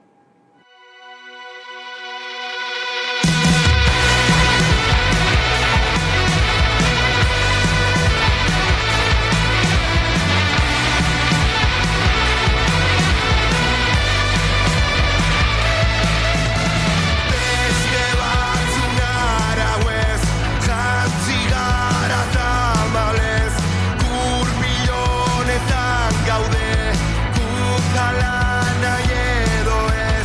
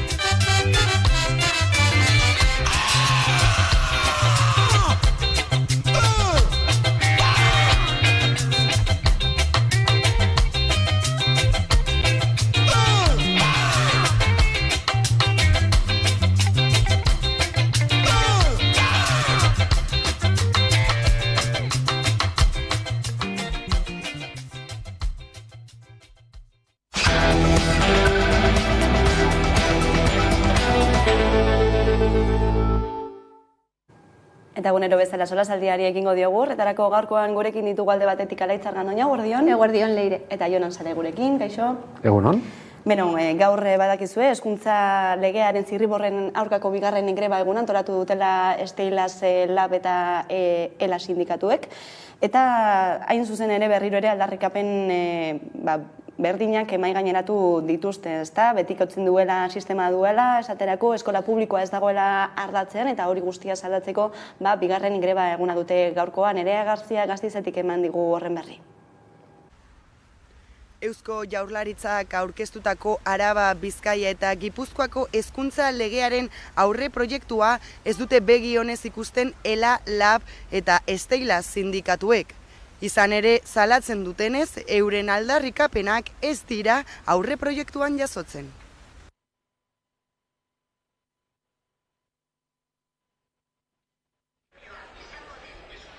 Eusko Jaurlaritzak aurkeztutako Araba, Bizkaia eta Gipuzkoako hezkuntza legearen aurre proiektua ez dute begionez ikusten ELA, LAB eta Steilas sindikatuek. Jaurlaritzak aurkeztu zuen hezkuntza lege aurre proiektuari ez esateko ordua dela uste dugu, eta abendu bukaeran bestelako testu bat aurkeztu aurretik, benetan langileontzat importanteak diren aldarrikapenak jasotzea da eskatzen duguna. Izan ere, salatzen dutenez, euren aldarrikapenak ez dira hezkuntza legearen aurre proiektuan jasotzen. Plazaratu ditugun aldarrikapenak eta, modu zabal batean publiko ditugun horiek, jasotzea dokumentuan, baita ere gure sindikatu bakoitzak ere elegiteak egin dizkio eta ekarpenak egin dizkio prozesu guztian zehar, ez dira jaso hori litzateke gure helburua. Zirriborroak sistema duela betikotzen duela ohartarazten dute, eta uste dute gainera hezkuntza sailak ez duela urratzik egiten sindikatuek aldarrikatzen duten sare publiko bakar, euskaldun eta propioa lortzeko bidean. Nahiko genukena da, euskalduna izango den, buru jabea izango den, publikoa izango den, eta kurrikulum propioa izango duen, eta lan baldintza egokiak izango dituen, eta inklusiboa izango den hezkuntza sistema bat ez. Eta uste dugu, gaur egun hezkuntza sistemak, hori guztia gainditzeko beharrezko izango lukeen lege batek norabide horretarako pausoak ezarri beharko lituzkeela, ez? Edo nola ere gogoratu dute 2021etik daramatela aurre proiektuari ekarpenak egiten. Prozesu honen hasieratik eskaini zaizkigun marko guztietan egon gea eta egoteko presa daude, baina ez dugute bestelako aukerik eman greba hori baino. Eskaera horiek edo aldarrikapen horiek ez direla aintzat hartzen ari fase desberdinetan, ez? Hala, sindikatuen eskaerak aintzat hartzea eskatzeko mobilizazio dinamika abiatu zuten. Momentuz baina ez da negoziazio biderik ireki Jaurlaritzarekin. 15 egun hauetan ez direla gurekin harremanetan jarri, ez da negoziazio biderik ireki. Lehenago ere ez, eta langileak eta langileen ordezkariak, ez dugu prozesu guzti honetan protagonismorik izan negoziatzeko, ez? Alderdi politikoen artean hezkuntza akordio bat egin zuten, parte hartu dugu bakoitzak bere posizioa asaltzen, baina ez da inolako negoziaziorik eman. Sindikatuek gainera ez dute baztertzen mobilizazio gehiago egitea. Baina posible gu argi dago gure helburua eragitea dela. Ikusi duzu, bigarren greba eguna gaurkoa eta badirudi luzerako joko duela gaiak, Bai, gainera hori esaten dutena da, gehiago, mobilizazio gehiago deituko dituztela eta horrek esan nahi duena da, segurazki greba egun gehiago. Bai, izan ere ez dakite nola ikusten duzuen Eusko Jaurlaritzaren jarrera honen guztiaren aurrean. Bai, egia esan, azaroaren 30-etik ona, ez da deus aldatu horregon da iragarpen bat, esan ez 2023ko udaberrira atzeratzen dela lege zera proiektua, hor beste zirriborro batean lanean ari direla hori badakigu, ikusiko dugu ze aldaketa berri edo sartzen dire, baina egia esan aldaketarik notiziarik ez dago hori kenduta, egutegiaren atzerapen edo, hasiera batean udazkenerako izan bartzuen, gero urtea amaitu baino lehen, atzerakadoan kontua da, beraz, Iratito Barrek esan duen bezala, ez balen badago inungo negoziaziorik, pentsatzen dute kasu honetan, parlamentura eramateko alderdien artean hariko direla ezketan, edo Jaurlaritza bera hariko dela zirriborro horren azken xehetasunak eta isten. Eta hori, mai gainean daukagunean, badakigunean eduki zehatza zena, egin ahal izango dugu balorazio gehiago. Bai, izan ere, Eusko Jaurlaritzatik kritikatu izan dira bi greba deialdi hauek ez ezan ez preventiboak direla, momentuz ez dagoela ez ere idatzita, testua ez dagoela onduta, eta beraz ez dutela ulertzen zergatik deitu duten orain greba egun horiek, gaur goizean ere entzun dugu Bingen Zupiria Euskadi Irratian esan ez, bi greba egun hauen ostean, ea ikusiko beharko dugula, galdetu beharko diogula gure buruari, ea zerbait aldatzen ote denez, kolokan jarriz, suposatu duen guztia greba honek, irakasleen, ikasleen eta gurasoen artean, zer iruditzen zaizu alaitz? Azken finean nik uste dute greba kantolatzea batzuei inoiz ez datorki ondo, nik uste dut presionatzeko baliogarriak direla, eta horregatik nik uste dut deituta daudela. Betikoa, igual ez da garairik onena olakoak egiteko, azken finean hori jendea dagoela baloketan, baina beti egongo da zerbait, beraz, onartu behar dugu, grebak egin behar direnen egingo dira, eta hori, lusatzen baldin bada, edo atzeratzen baldin bada prozesua, gehiago deituko direla, eta horren gainean ibili beharko garela. Azken finean nik uste dute aldarrikatzeko gauzak daudela, edo salatzeko gauzak daudela, eta aldatzeko gauzak daudela, eta betiko gauza, azken finean nik uste dute parte hartze eskasa egon dela, eta hori da igual aldarrikatu beharko dana, parte hor lan egiten duten esparru guztietan parte hartzea prozesu horretan, eta badirudi hori ez dela gertatuko, zia bidea beste alde batera jo du. Ikusiko dugu datozen egunotan zenolako berriak datozen gai honen inguruan, eta zer esan ematen jarraitzen duena da Donostiko esian gertatutako Osakidetzako krisi hori, elkarretaratzeak ostiralera arte geldiarazi dituzte Donostialdeko esiko langileek, eta nabarmendu dute elkarrizketarako bidea zabalik egon daitekela. Nola ikusten ari zarete gertatzen ari den guztia?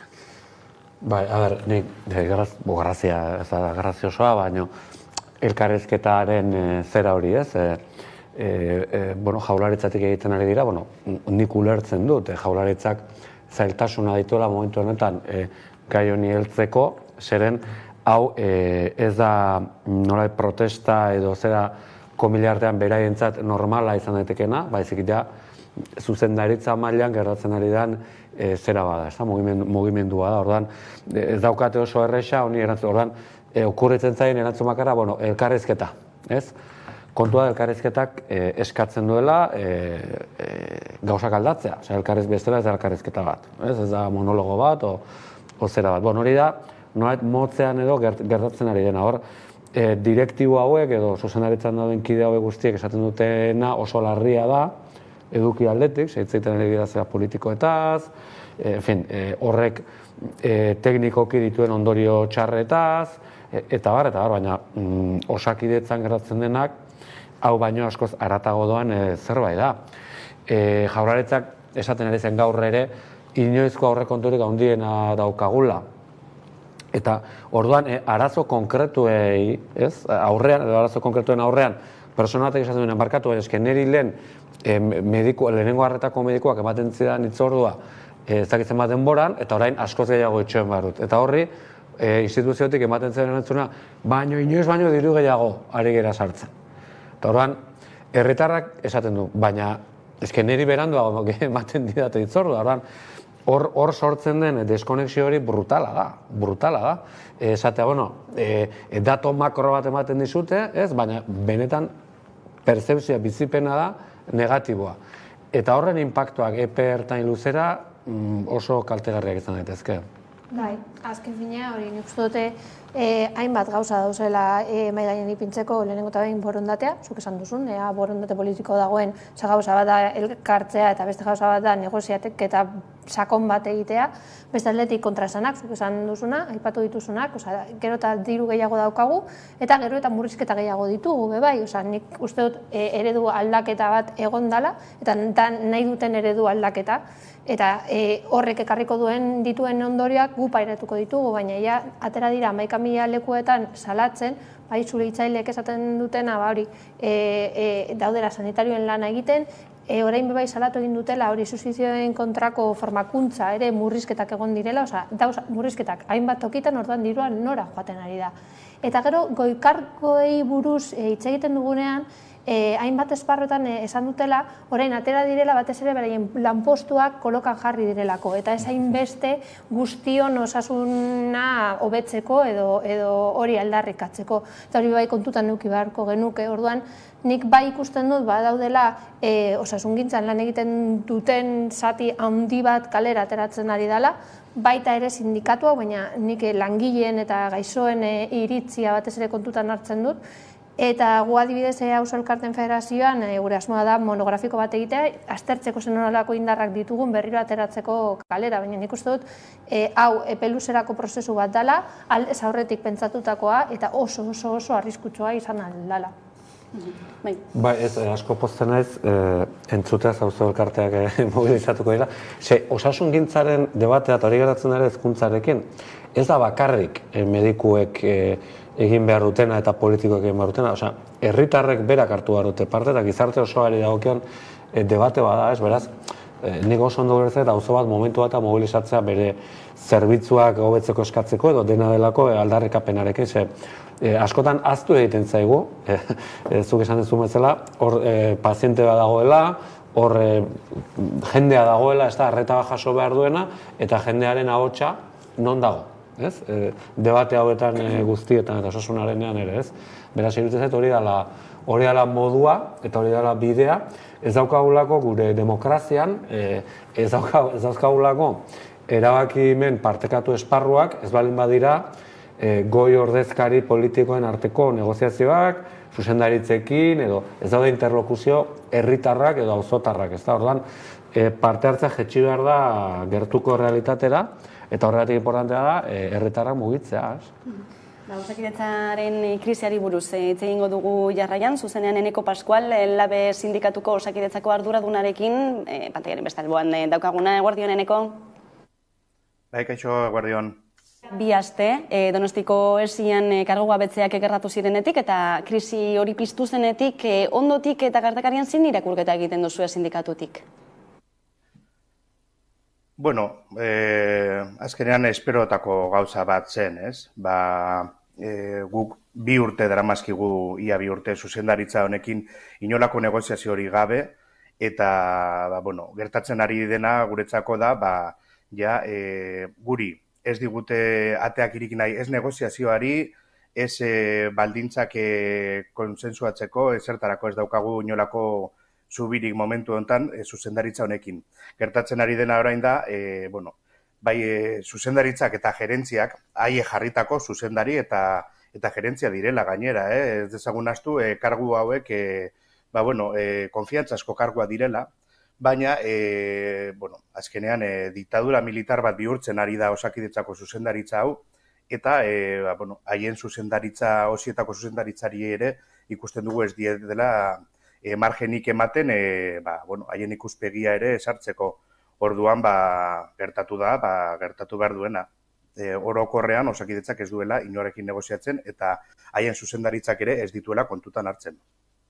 Donostian gertatutakoa gogoratu behar dugu, ez? Zuzendaritzak karguei buruzari garela.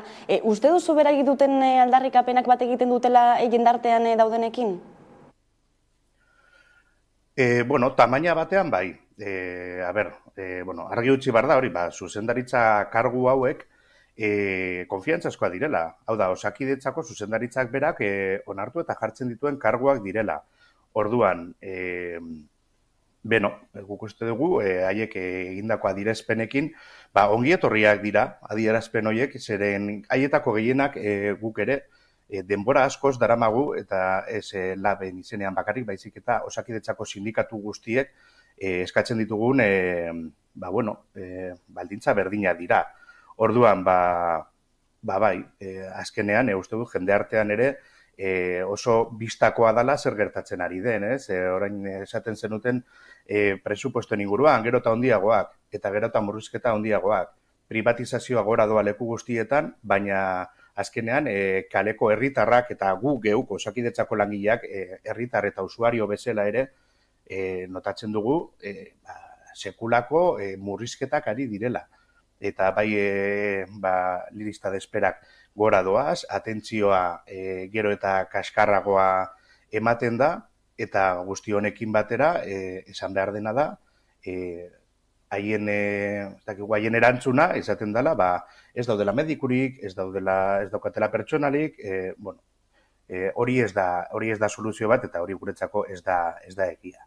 Orduan, ikuste oso argi ikusten dela, gizarte osoan zer gertatzen ari den. Ikusten ez duena, ez dakit nora begira egongo den.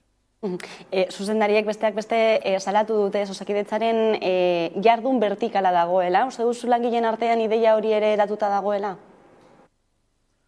Bai, guztiz. Diodan bezala, langileen ordezkariekin momentu honetan zubi guztiak hautsita daude. Esan behar dugu, polemika hau estanda egin eta gero, lehengo astean, kontseilariarekin, Sagardui Anderearekin, bilera bat euki genuela mai sektorialan errepresentazioa dugun sindikatu guztiak, eta eskatu genien zuzenean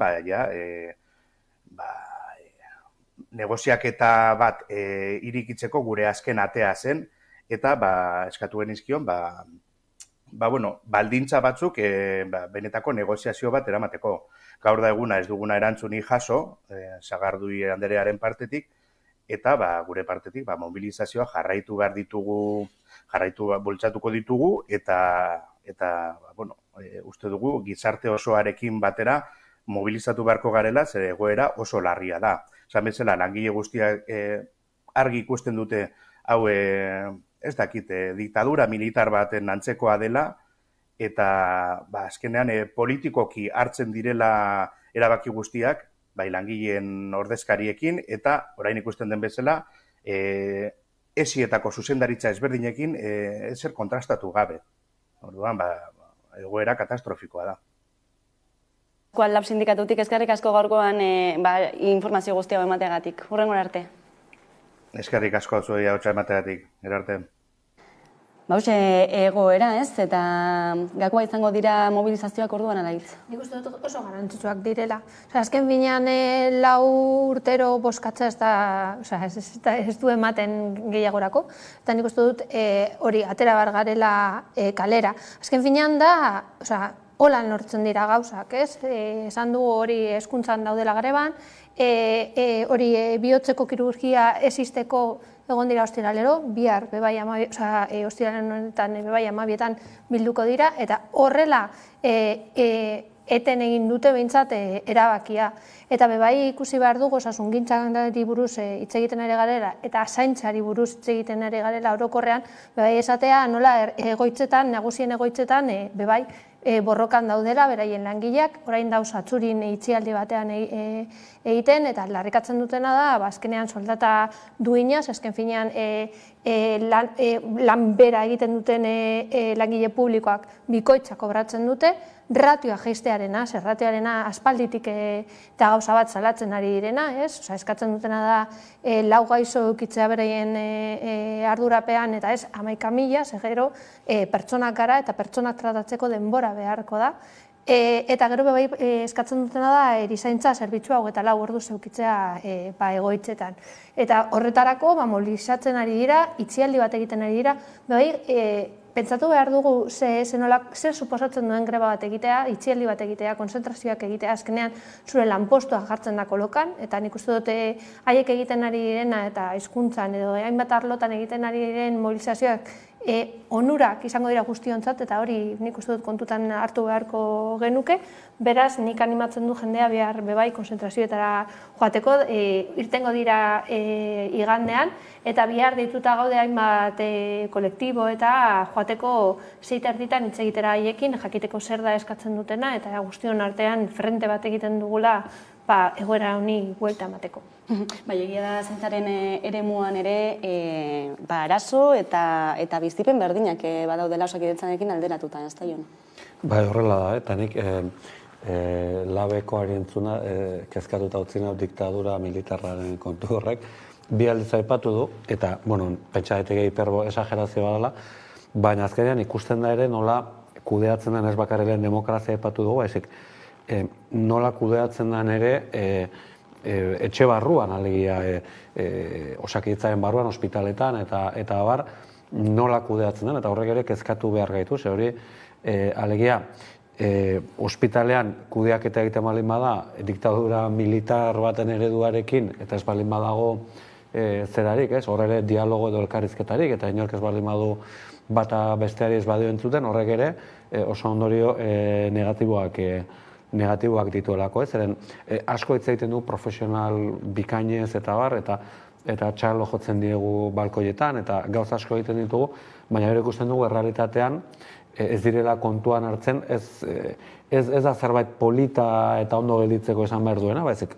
pentsatzen dut, osasungintzako langileek gauza asko dituztela esateko eta entzunezkero zerbitzuak ere hobetuko liratekela, ez? Bazaintz hitz egiten ari garela ere hitz egin behar dugu Madrilen ondu duten lege berri bati buruz, familien legea, besteak beste urtero ordaindutako 5 egun izango direlako, senide edo bizikide bat zentzeko bestelako neurriak ere barne biltzen ditu legeak ikusiko ditugu.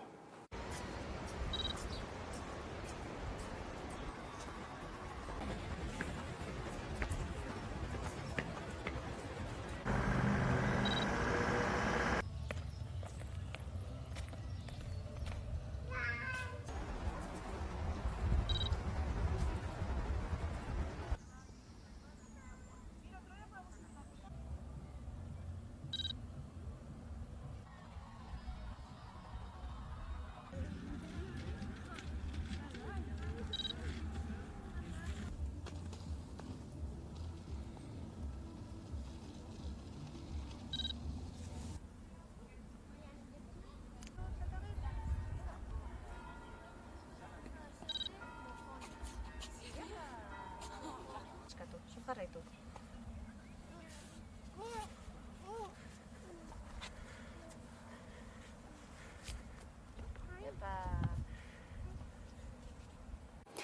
Kontziliazioarentzako aurrera pauso gisa, aurkeztu dute lege berri hau, zer iruditzen zaizue?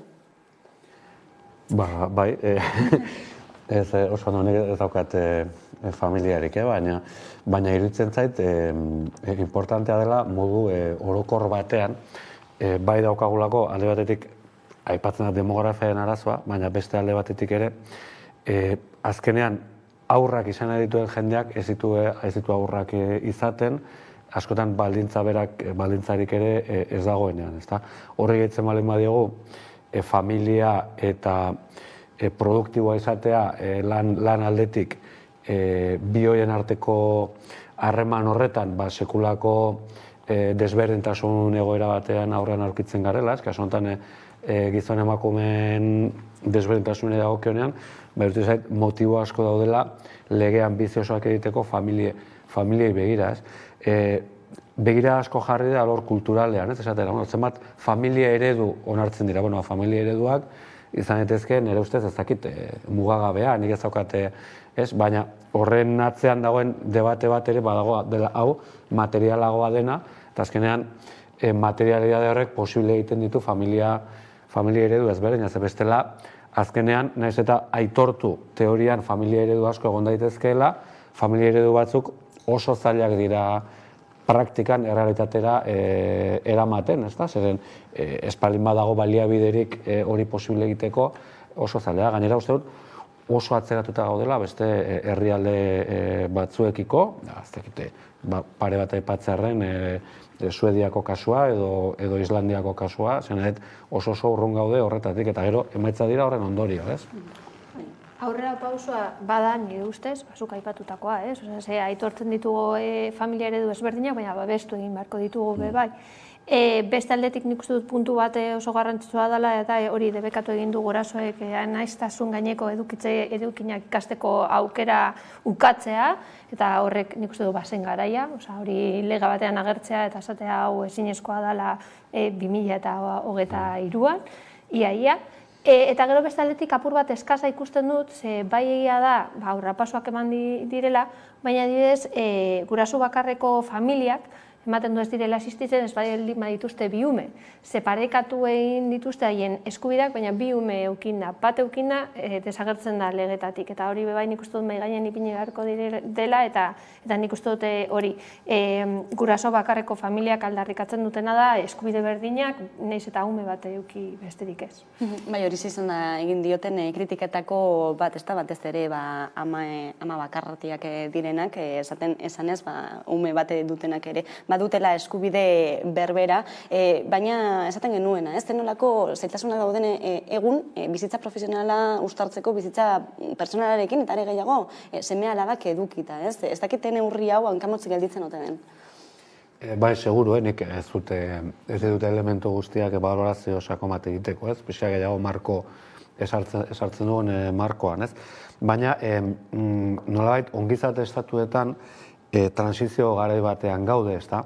Eta biharko ongizate estatuak oinarrituko dira besteak beste horrelako politiken gainean, ez? Gero eta gehiago.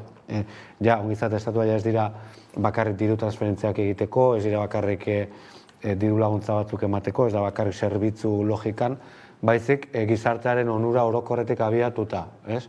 Orduan ja ez da inbeste aur bakarra daukan ama bat ez da bakarrik persona bat zortzaiona zerbait, edo berari zerbait zor diogula edo eman egin behar dugula, baizik hori ona da gizarte osoarentzat ere, ezta?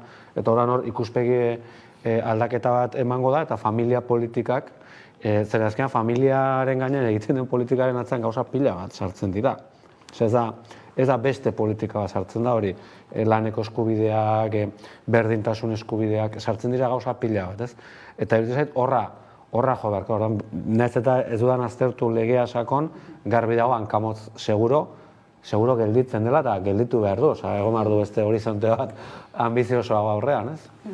Bai, izan ere, aipatu dugu, ez, urtero ordaindutako 5 egune izango direla, senideak edo eta bizikideak zaintzeko, ikusi dugu pandemian zehar, ez, zenolako zailtasunak izan diren aurrak zaintzeko, gaixorik jartzen zirenean, batez ere, dirua ez dagoenean, edo dirua kolokan dagoenean, ez da, zenolako...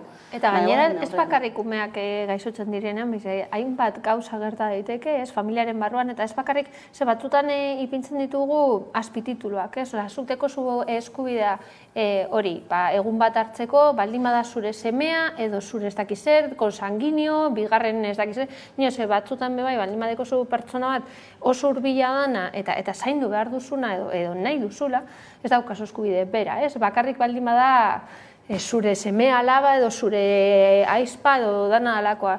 Ni horretaz askotan pentsatzen dute, ze bai hori bahiltzen baldin bada edo gaixotzen baldin bada, lanean noiz daukazu eskubidea juteko, nor dakizen olako harremana daukazu, zuk igual zure aizpaztu zaindu nahi, baina nahi duzu zaindu zure lagun mina, zure laguna delako, eta berarekin ez daukazu ezer.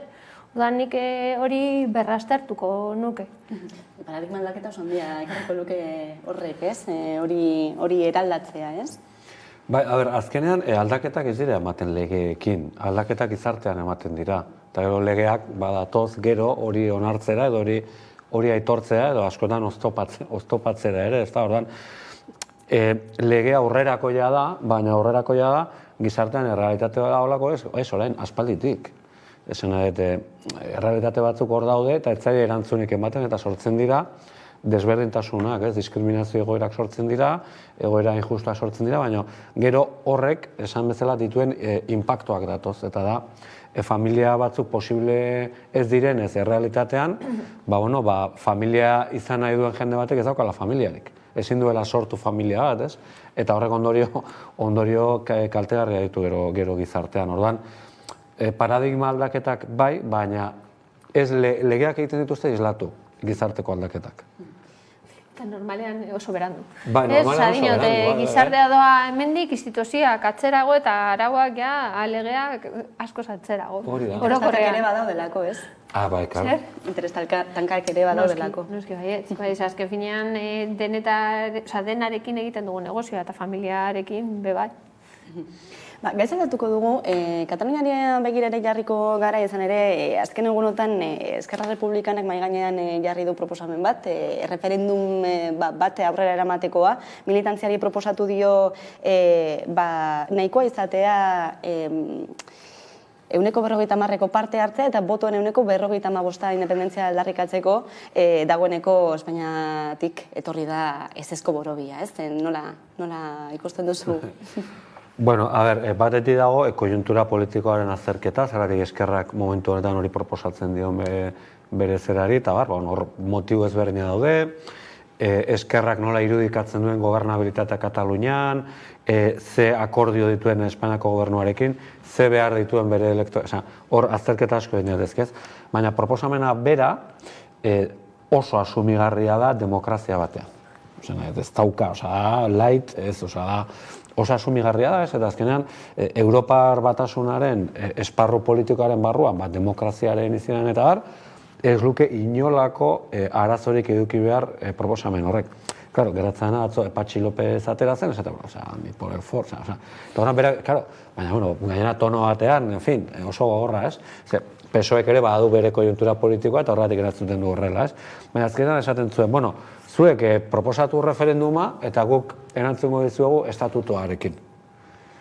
Eta zezu, baina ez, jendeak referenduma nahi bali madu, referenduma, ez daukazu esan nahi, ez? Eta orduan, hor ikusten da nola Espainiar estatua demokratizatu gabeko eremu baden oraindik, eta proposamena bera 150, hitz egin daiteke, hori da Montenegroko eredua, bere garaian David Fernandezek ere kupekoak, berak ere hause defendatzen zuen, gogoan daukat, 150ko baiezko atera behartzela, hitz egin daiteke horri buruz, baina ja esan dute ez. Bai. Izitzartua ez alde bakarrekoa, ez? Eta berriro ere buruan izan dute 2017an gertatutakoa, berriro ere bide horri heltzeko nahia dutela esan ez denean egia, eta are gehiago mehatxuekin, ez? Konstituzioaren 155. artikulua aplikatzu daitekeela, matxinada delitua oraindik ere aplikatu daitekeela, ez? Horrelako tonuarekin entzun ditugu. Mehatxo esanet, azkenan estatu batek bere batasun territoriala edo bere integritate territoriala defendatzeko bi modu ditu. Esaten dena gazteleraz, por las buenas eta por las malas. Alegia, edo lortzen du bere biztan eta bere territorio guziak borondatez batasun bat sortzea, edo inposatzen du lege, ejerzito, polizia, orduan, garbi dago, Espainiak bigarren hori behar duela, momentuz. Bere legeak, bere Kataluniako prozesu guztian garatu dan guztia, beraz, nire ustez horrek ahuldade bat erakusten du. Normalean, interesgarriena estatu batentzarako lehenengoa.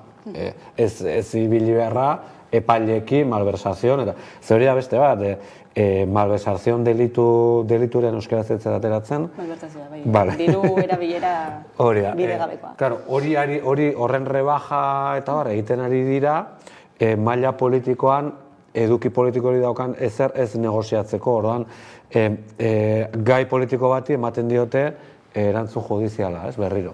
Eta horrek ez du konpontzen kontua.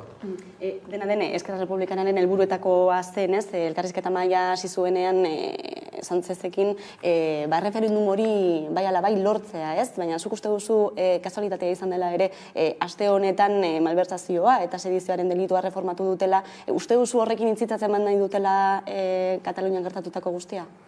Ez, ala itzagoz dagoela nirekin hartzen duen espresioaren gatik. Inondik ere, baina hemen daude lehentasun eta konjuntura politikoaren kontuak. Ez nik uste hor erabaki politiko batzuk hartuta daudela eta esatea, Espainian mantendu behar da gobernu hau, beste legintzaldi bat edo bi, hori Arnaldotek esan zuen, Eskerrak Junqueras eta esan zuten, orduan alternatiba da PP Voxekin gobernu bat sartzea, orain lehentasuna da, Espainia, eta orain lehentasun hori betetzearen truke, zerbait lortzen joan behar gara. Baina, jartzen balen badu, Eskerrak momentu honetan, edo hau erreferenduma egiten da, edo PP eta Vox etorra dezela Madrilen agintzea, hori ez da gertatuko. Orduan, hemen kontua da jendea ez engainatzea. Eta izatekotan Eskerrari esan martzaiona da, esan egia, esan gobernu sostengatuko duzuela eta referendumik ez dela ongo.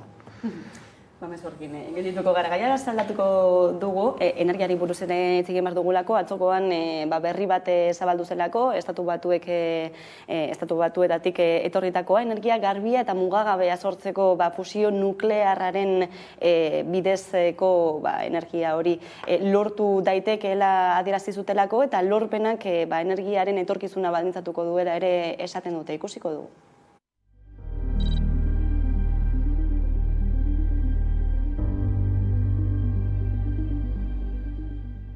This is one of the most impressive scientific feats of the 21st century.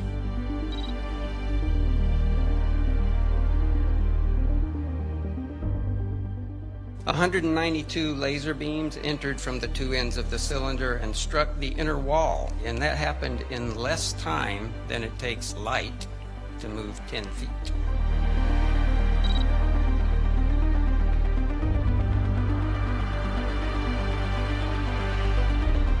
With concerted effort and investment, a few decades of research on the underlying technologies could put us in a position to build a power plant.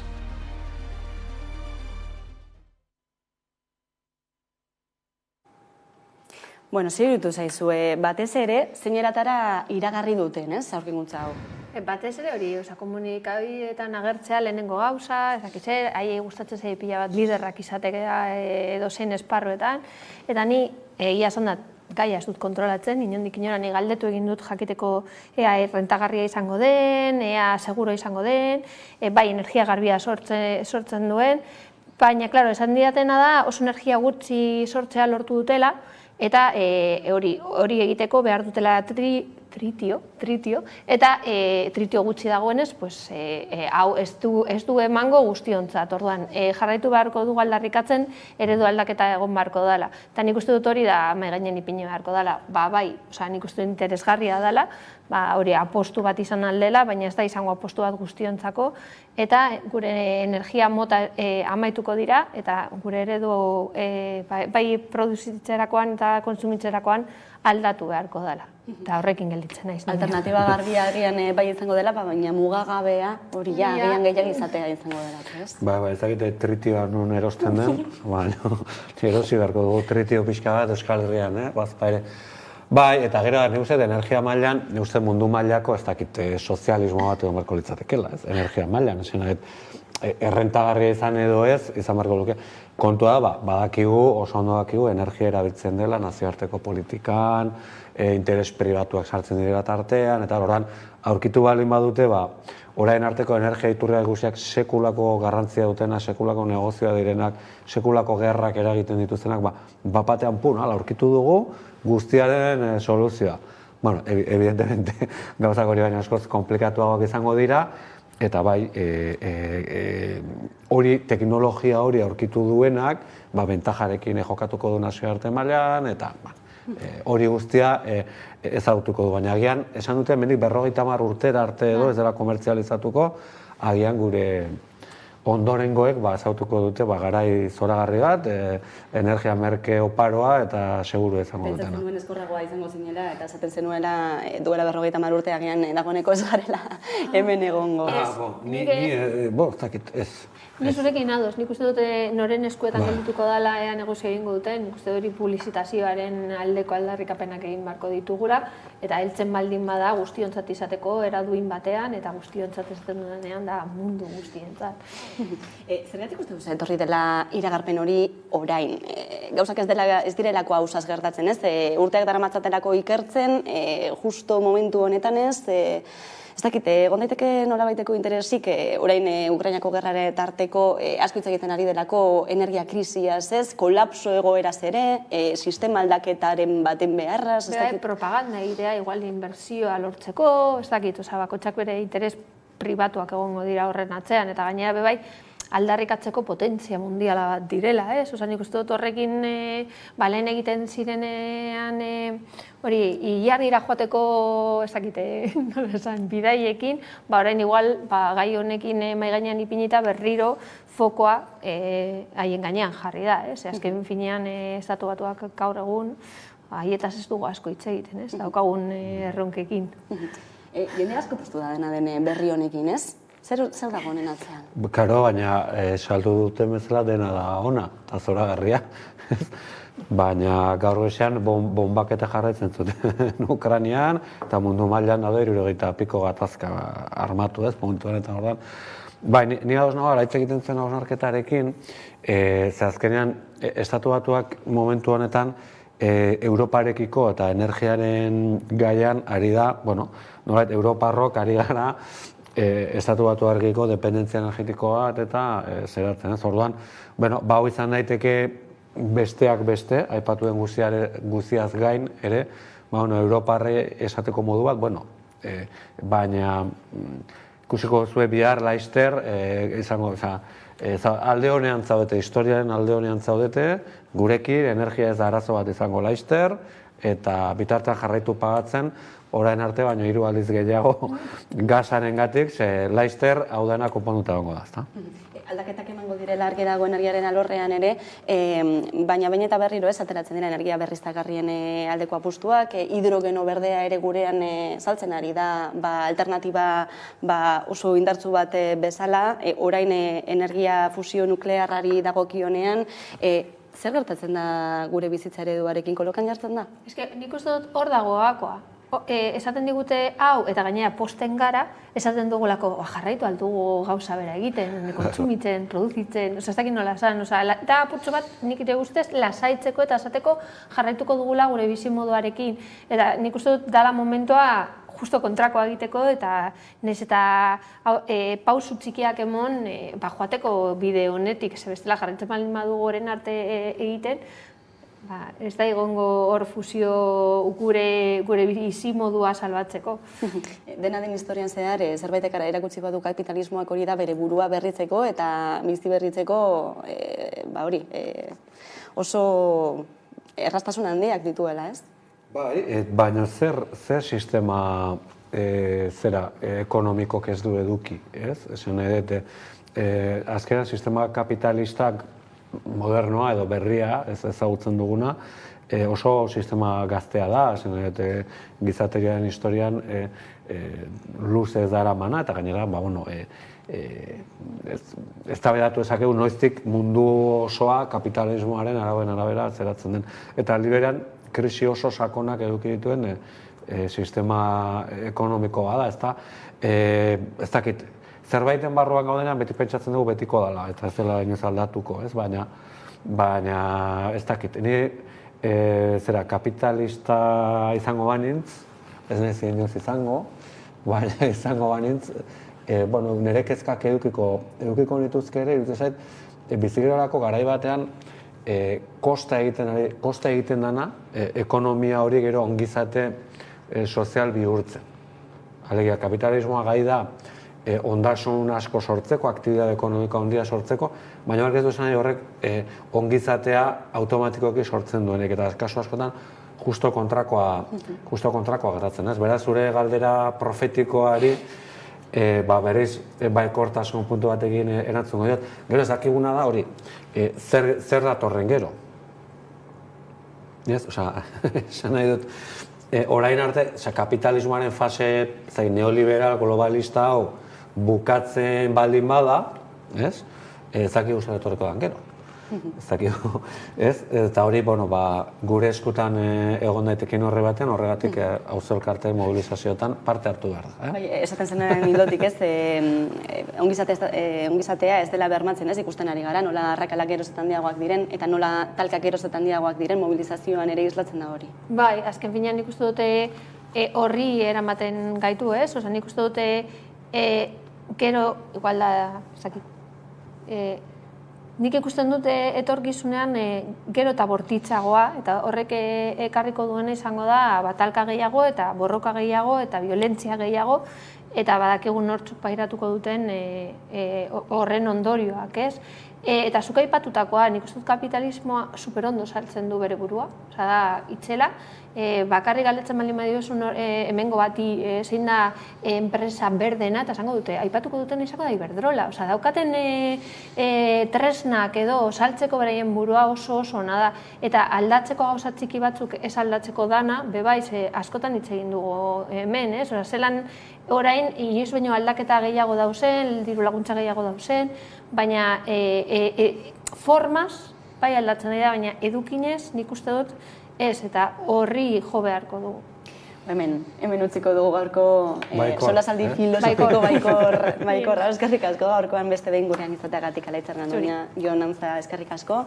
Eta ordubetatik aurrera eguneko albiste nagusiak, Carolina Suárez lankidaren eskutik betiko bezala, orain arte. Esan genezake Errioxa jatorri deitura kalifikatua lurralde oso handia dela, kontuan izan behar dugu. Errioxak 63.000 hektaria dituela, eta Arabarri Errioxa izango litzateke 13.000 gutxi gora bera, 20%. Orduan, esaten nahi gara, lurralde oso handia dela, eta lurzai desberdinak hartzen dituela, mikroklimat desberdinak hartzen dituela. Gaur egun, Errioxa jatorri deitura kalifikatua 3 gunetan banatuta dago. Daukogu Errioxa Oriental, Logroñotik Alfarora dijoana, beste alde batetik Errioxa Altua, izango litzateke Logroñotik Arora pixkatxoa eta aurrera dijoana, eta gero Araban dagoena, Arabar Errioxa. Auto hartzen badugu, kotxe hartzen badugu, eta zeharkatzen badugu Errioxa jatorri deitura kalifikatua ikusiko dugu, paisaia oso desberdina dela, ez? Eta zergaitik esaten dute Arabar Errioxa dela munduko lurralderik onenetarikoa, eta Euskal Herrian daukogu eta guk askotan euskaldunok, ez gara konstiente munduko lurralderik onenetarikoa daukogula. Eta zergaiti da, lurragatik eta mikroklimagatik. Esan genezake, ama naturak opari eder bat eman diguna euskaldunoi eta Arabar Errioxai, ez? Orduan, zer desberdintzen da, gune horretan, Arabar Errioxako gunean, lurra jateko ematen dio maazteari, eta lur guztin kalkarioak dira. Zer suposatzen du horrek? Lur pobreak direla, txiroak, karentzia askorekin, baina maztearentzat eta oliboarentzat oso onak dira. Eta beste aldetik mikroklima. Hor, mendilerro horrek, Toloño, mendi, Sierra Cantabria esaten dute, bertakoa Sierra Cantabria euskaltzaindia Toloño mendilerroak esaten du, mendilerro horrek geldiarazten ditu itsasotik daitozen haize hotzak eta umelak. Orduan daukogu klima mediterrana, baina atlantiar influentziaregatik. Gero joaten bagara Arabar Errioxa ikusiko dugu lurzaiak oso txikiak direla, ez da Errioxa Oriental bezala, ez? Orduan horrek suposatzen du maaztiak eta lurzaiak txikia direla, eta hori suposatzen du ere kostuak matza ekoizteko kostuak asko altuagoak direla, beste leku batzutan baino, ez? Orduan, oroar hori izan genezake, ama naturak opari hon bat eman diola Arabar Errioxari, eta Arabar Errioxan ekoizten den matza, kalitatezko matza dela. Eta kontuan izan behar dugu, upategi txikiago asko, Arabar Errioxako upategi asko, lehen esan dakoa, matza ekoizte Arabar Errioxan asko garestiagoa dela. Eta horre suposatzen du, kostoak handitu egiten direla, eta hori suposatzen du ere, ardoa garestiago saldu behar dela. Kontuan izan behar dugu, niri tokatu egin zait, sortatu egin zait, adibidez, kanpora joatea Mexikoko markatu batean, eta Arabar Errioxako upategi batzuekin egon, eta zan zelako presioetan dagoen Errioxako imagina, ez? Eta baduko markatuan erreserba batzuk 3 eurotan. Orduan, kostu horiekin ezin daiteke Arabar Errioxan ekoiztu. Zer gertatzen da? Ekartzen dutela martza, Errioxa barruan, koste gutxiago suposatzen duten matza ekartzen dutela, eta horrekin egiten dutela ardoa, ez? Orduan, 3 eurotako ardo botila bat, erreserba, suposatzen duen 3 urte upategian egondana estokajean, eta zenbat kostatzen den botila, zenbat kostatzen den tapoia, zenbat kostatzen den etiketa. Orduan, Arabar Errioxako upategi asko ez dira identifikatzen presio horretan, ez du izan dute, nik horretan ezin izteke, ni maila horretan ezin izteke sartu. Horretzegaitik, azarre erota eroso sentitzea. Bai, eta bigarren pozu izango litzateke ekonomikoki, ez? Zer desberdintasun dago. Bueno, Araba Errioxan danetik daukogu. Bai, daukogu txikiak, ertainak eta ere handiak ditugu. Bai, baina esan genezake modeloa, bai, herri txikietako modeloa, eta joaten bagara herri txikitara Errioxako herri txikita, Salmani gora, Eskuerna gara, ero Labastida gara, ikusiko ditugu upategi txikiak, familiarrak, baina tamalez, bai, esan genezak ere eredu hori gero eta gutxiago dela. Eta upategi txikiak asko izten ari direla. Bai, zer gertatzen da, relebo generazionala, maaztian dagoen kostua, eta oso handia dela. Orduan upategiak ere, Errioxan daneti daukogu, baina eredua beti izan da pyme, enpresa txiki hori familiarra, bai, eta hori ere